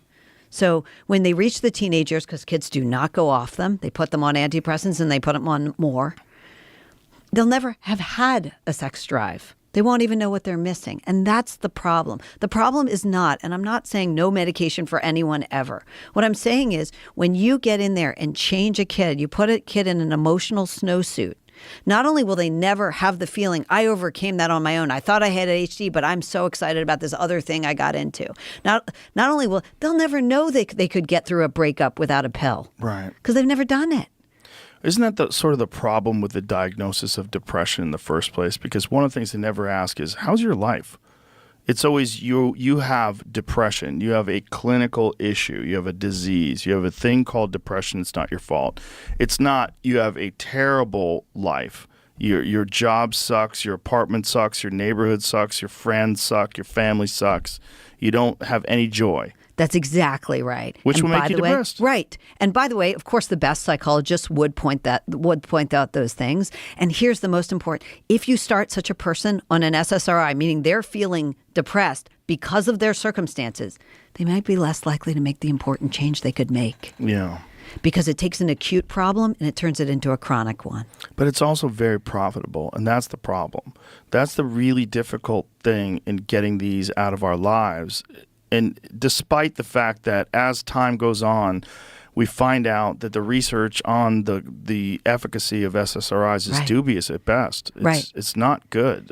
It depresses all emotion. So does it treat depression? I don't know. It seems to depress all kinds of things. Maybe, also, depending on the drug. Some depress anxiety, but they depress everything. But I do have to say that I have had friends that were suicidal, that got on SSRIs, and then because they felt better, improved their life, and then weaned off of those drugs. I think that there's a place for these drugs, absolutely. And by the way, trying to get off of them, if you can, is a good program. In other words, not saying I'm going to be on it forever. Right. But in a kid, right, they won't even know what life was like, what it was supposed to be like without it. They'll never know what they could handle. And so they will show up for college and say, I've had trauma because of a breakup. I have PTSD because of my breakup. And they'll believe it. They won't know any better because they never went through that heartache on their own. And psychiatrists are incentivized to prescribe these things. Yeah, but you know who else is prescribing them? Regular physicians who aren't experts in these drugs. So regular prescriptions, pediatricians, regular physicians are allowed to prescribe? Pediatricians are a huge source of SSRI. And they're not even psychiatrists? No. So it's very easy according to psychiatrists I spoke to, they feel that pediatricians are giving out these drugs way, way too easily. That seems crazy. So a pediatrician has to look at legitimate problems, all sorts of issues that a child might have medically, and then on top of that, psychiatric disorders, and then prescribe medication for those psychiatric disorders? Pediatricians are usually the ones who give you the ADHD medication. That seems insane. Is that insane? I think it is. Am I being judgmental? No, I think it is. That seems like malpractice. Because they're doing it more easily than they should. I think too many of them are not appreciating, I'm going to go in there and mess with this kid, change this kid. Before I do it, I better make sure this is urgent. And there's nothing else we can do to improve the life, just like you said, improve the life and see if we can get there without it. And then there's also the problem the parents want to fix. Yeah. And if the parents believe the narrative that these medications are beneficial, and they believe that this is what this stuff is for, and that this pediatrician wouldn't be prescribing this if they didn't know what they were doing. We went to an expert. The expert has an opinion. That's right. Let's listen to the expert. Let's get little Johnny on pills. Right. And now little Johnny's doing better. He just sits in front of the TV with a fucking blank stare on his face. Right. I mean, parents aren't exercising their authority, and they're not trusting themselves. They're feeling like, oh, this is above my pay grade. The second the kid isn't what the teacher wants, they're sure they need an expert involved. And they never ask their own parents who raised kids to adulthood, right? My take is, if you want to talk about a parenting expert, to me, a parenting expert is someone who raised successful people to adulthood, meaning people who are, good, stable adults who are productive, who can be dependent on by others. Right, but you might not have access to those. Why you don't? I have... didn't have access to those when I was a child. I didn't have access to people that had raised successful, Oh, stable I see. When you people. were a child. Yeah, I didn't even.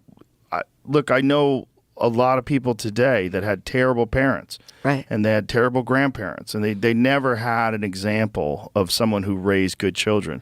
They had the occasional child that was exceptional, that made its way out of that fucked up maze. Right. And usually became hyper successful. But the other siblings oftentimes are a mess. And sometimes the parents want to take credit for the hyper successful sibling. You know, like, oh, I showed you the way. Like, no, you didn't do shit. You know, like that kid figured it out on their own without having anybody as a positive role model or example. But I think that if they were successful, there were certain good things in their life. Meaning they weren't on the couch. Right. They weren't the 54% of Gen Z who doesn't want to live with anyone but mom. These are 18 to 25-year-olds. Sorry. That's wild. 54% of them are living with parents. Well, that's that old expression, right? The healthy bird leaves the nest. Right. Yeah. Right. There was something healthy. There was some healthy message or example that taught, at least made the kid think, I can. Yeah. And the kids today are thinking, I can't.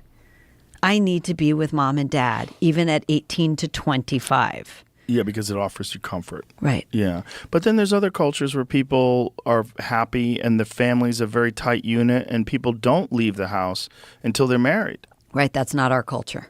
So in those cultures, I think it's a different situation and it is healthier, meaning they have their own ways of doing things and, you know, they get a job and they don't leave the home until they're married.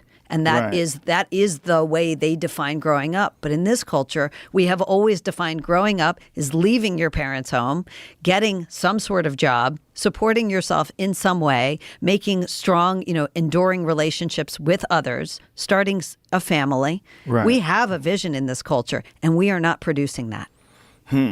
Which one's right?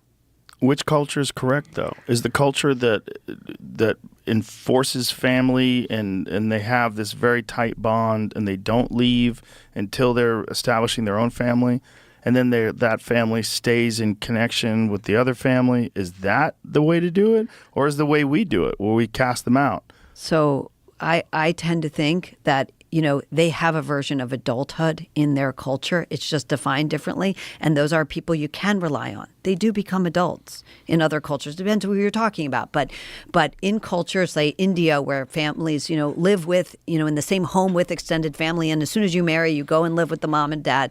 They know how to do that so that the young people who are raising the family are, you know, absolutely dependable, independent adults, right? They're not sitting home playing Xbox while they're living with their parents. Right. Right? They're not. That's the difference. That's the difference. It's a healthy, it's different from ours, but it is healthy. And you can rely on those people. They are raising children. They are like being good neighbors. Yeah. Right? We got a generation who's sitting at home and doesn't want to show up for work because they think they have mental health issues. I have to attend to my mental health. I can't. Trump was just elected. I need a mental health day. Yeah. Emotionally fragile. Yeah. It's a problem, right? Yeah. What's going on? Like, it doesn't matter who's president. Get to work. Yeah. Coddling. Yeah. Boy, what a complicated thing.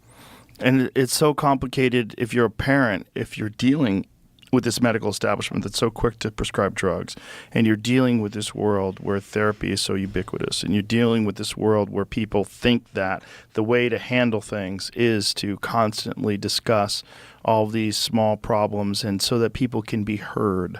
You know, we want people to be heard. I don't know if you've ever seen, there's a hilarious video of this socialist meeting, and they're calling each other comrades, and have you seen this video? No. It's a wonderful video because one person says, could everyone please stop making as much noise because I'm easily distracted. I forget the term that they use.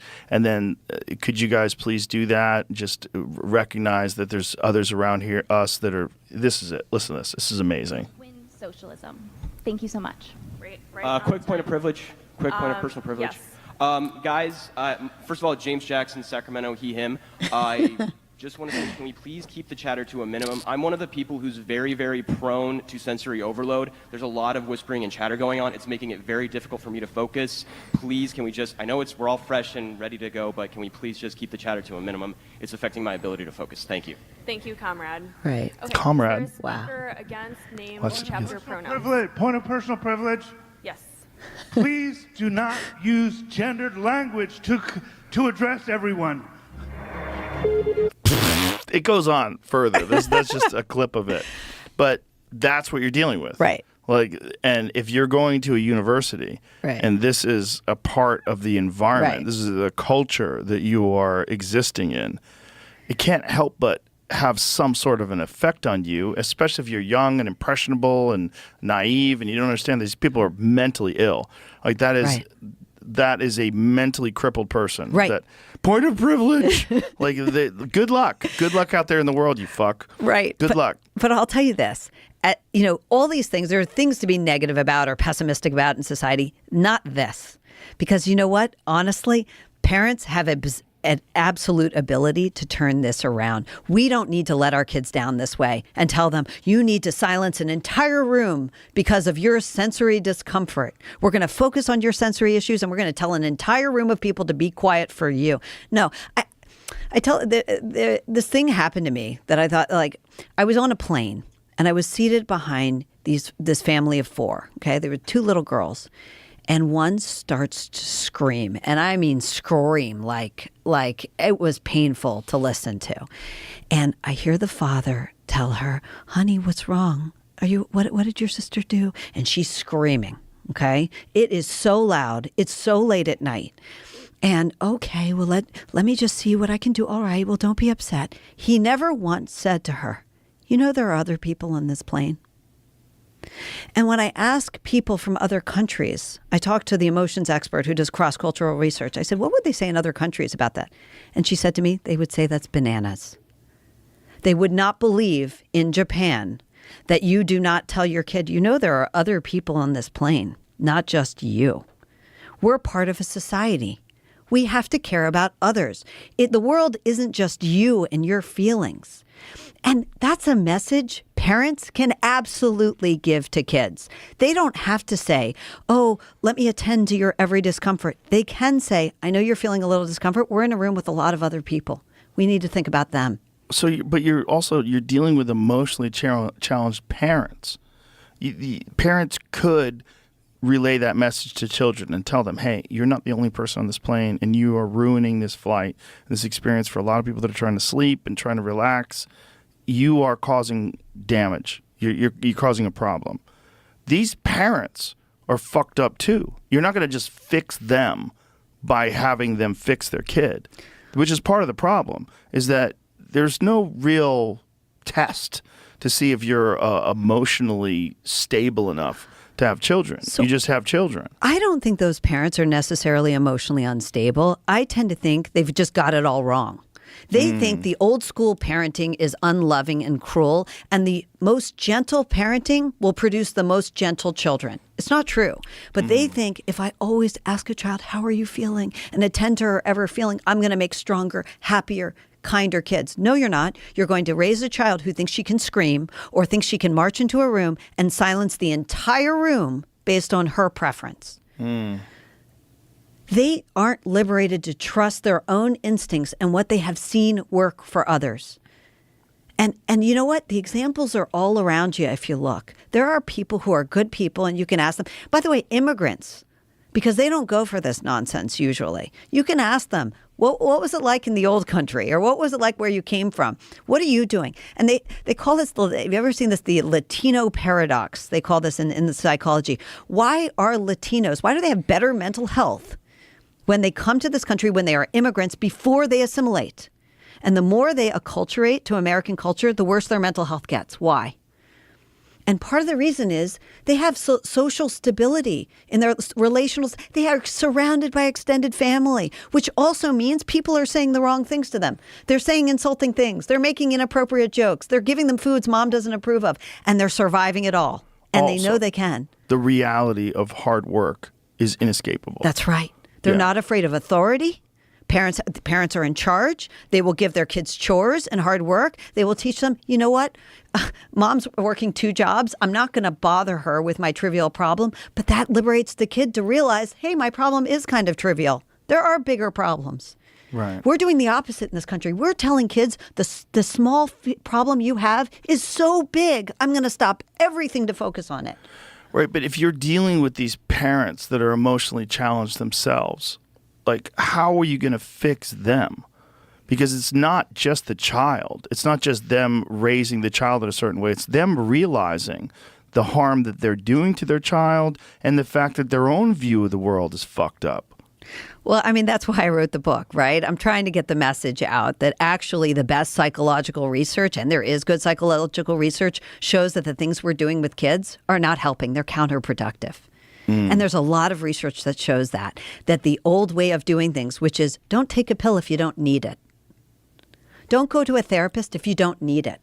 You have a problem, talk to a friend, talk to an aunt, talk to someone who loves you Yeah. and really cares how you turn out. Yeah. If you can go to a priest, but go to a therapist if you really need it. But don't do it casually. I mean, I talked to moms who did it because a pet died. Or they did it prophylactically before the kids had any problems.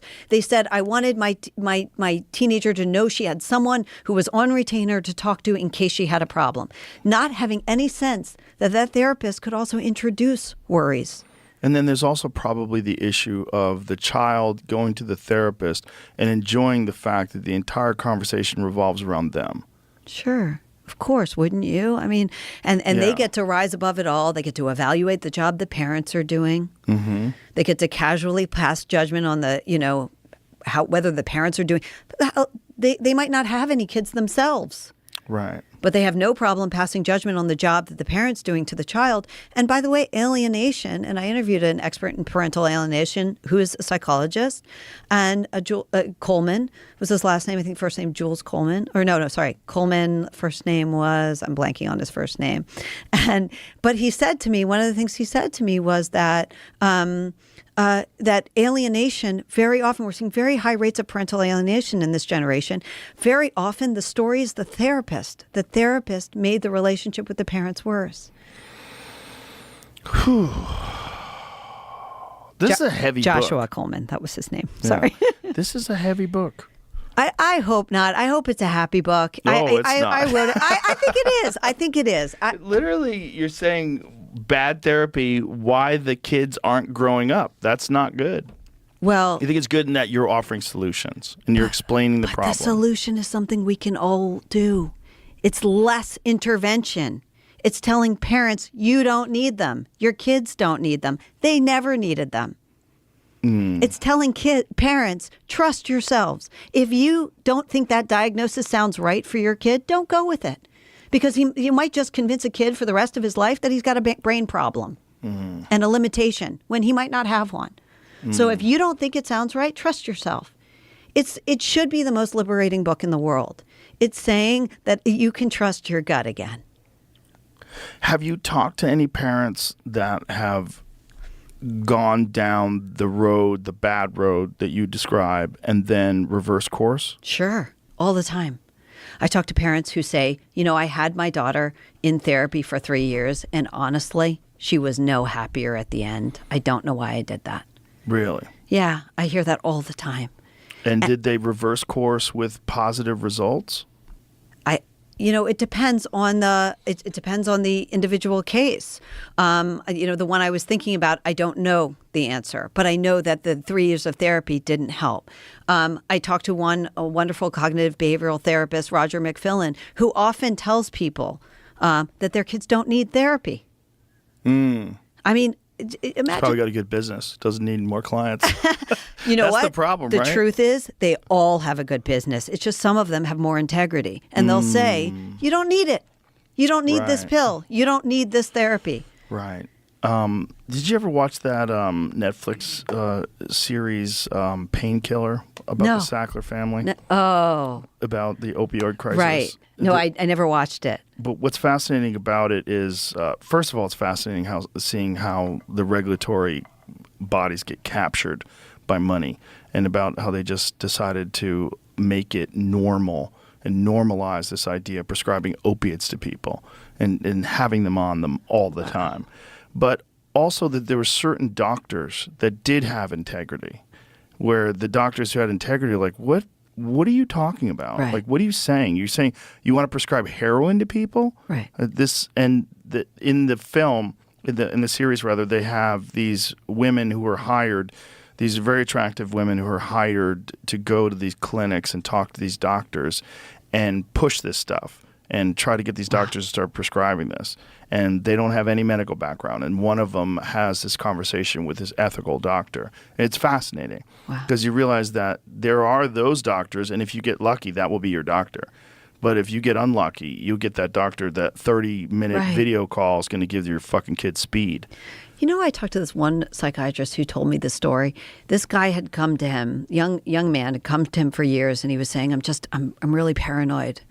I'm really paranoid. I've got this, about my girlfriend cheating on me. I know there's something wrong with me. Like, I need medication. So this psychiatrist, who's a very good psychiatrist, he said, let's talk a little bit about your life. Why are you so paranoid? And it turned out that his girlfriend had this very close male friend, and sometimes they would have sleepovers. Oh, Jesus. And the psychiatrist said, you're not paranoid. He's like, no. It's totally platonic. They've been friends for years. And he said, you're not paranoid, and it's not platonic. Yeah. Yeah, it's not. You're getting hosed, son. Right. That's what he told him. Yeah, you're not paranoid if it's actually happening. Right. Yeah. Right. That's and a funny sometimes story. people need a good mental, health professional, psychiatrist, whatever. That's a crazy story. Right. This is my platonic friend. We sleep over together. Yeah. Yeah. And he was convinced there was something wrong with him. Wow. That he was having trust issues. That's what he thought. I'm sure he was getting gaslit. She was probably saying it to him. Yeah. Right. Gaslighting's real. It's real. Yeah. Boy. God. The journey of becoming a healthy human being is so fraught with peril. It's so much difficulty. It's so complicated. Well, I think we make it more complicated than it has to be. Just it is I think it complicated? is. Look, I'm scared for my kids like everybody else. Sure it is. I mean, especially in our current society with all the crazy influences. Yeah, but I know, they've done these studies on human happiness. People who love you and you love back over a lifetime, family, friends you keep for a long time. Wow, those, that does a lot to help you be happy. Surrounding your kids and giving them freedom to make friends. Maybe you don't like maybe they're not your favorite friends, but realizing that they're entitled to have their own friends. Trusting them to start a job or take a chance you wouldn't have picked for them. You have to let them figure some of this stuff out on your own. I mean, one of the things I did, so I changed a little while I was writing the book. And one of the things I did was my daughter was begging to walk home from the bus stop by herself. And she was little. She was 9. And I was scared. I don't even know if it's allowed in my state. But she really wanted to walk home from the bus stop. She had to cross 2 streets. And I let her. And I let her because I was interviewing parent after parent after parent who weren't letting their kids do things like that. And then they had 13-year-olds who didn't want to leave the house. Yeah. I was a latchkey kid. So when I was young, there was no supervision. Right. You just left. Right. When I was 6 years old, we just opened the door and walk out of the house. Right. Younger than that. I mean, there was never a time where there was any supervision. Walking, by the way, things like walking to school are really good for kids. They learn to navigate their world. It's really healthy to have competency. And that's something you don't have to spend money on. That's the thing.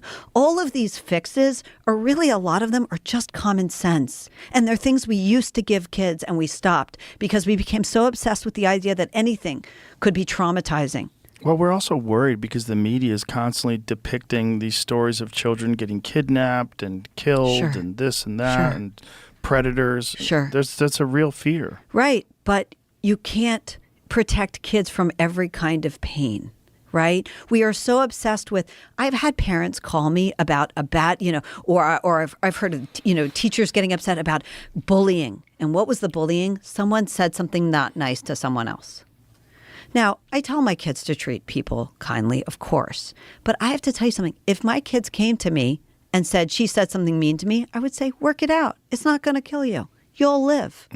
Why? Because if I make my kids think, and I learned this from the process of writing the book, if I make them think that my job is to make sure they never feel any emotional distress ever, boy, that's a lifelong journey. And it's going to be a losing one. Yeah. Well, listen, Abigail, I really appreciate your courage. Oh, and I thanks. appreciate what you did with your first book and the way you handled all the stress and the way you handled all the blowback. And Thanks. you're a courageous person. Thank you. And I think the things that you're talking about are very important. Oh, thanks. I It's appreciate great you. to be here. Thanks for inviting me back despite the trouble I caused last time. It didn't cause any Okay, trouble. good, I mean, good, good. it was attempted trouble, but it didn't really work. I know you succeeded. Yeah, it's just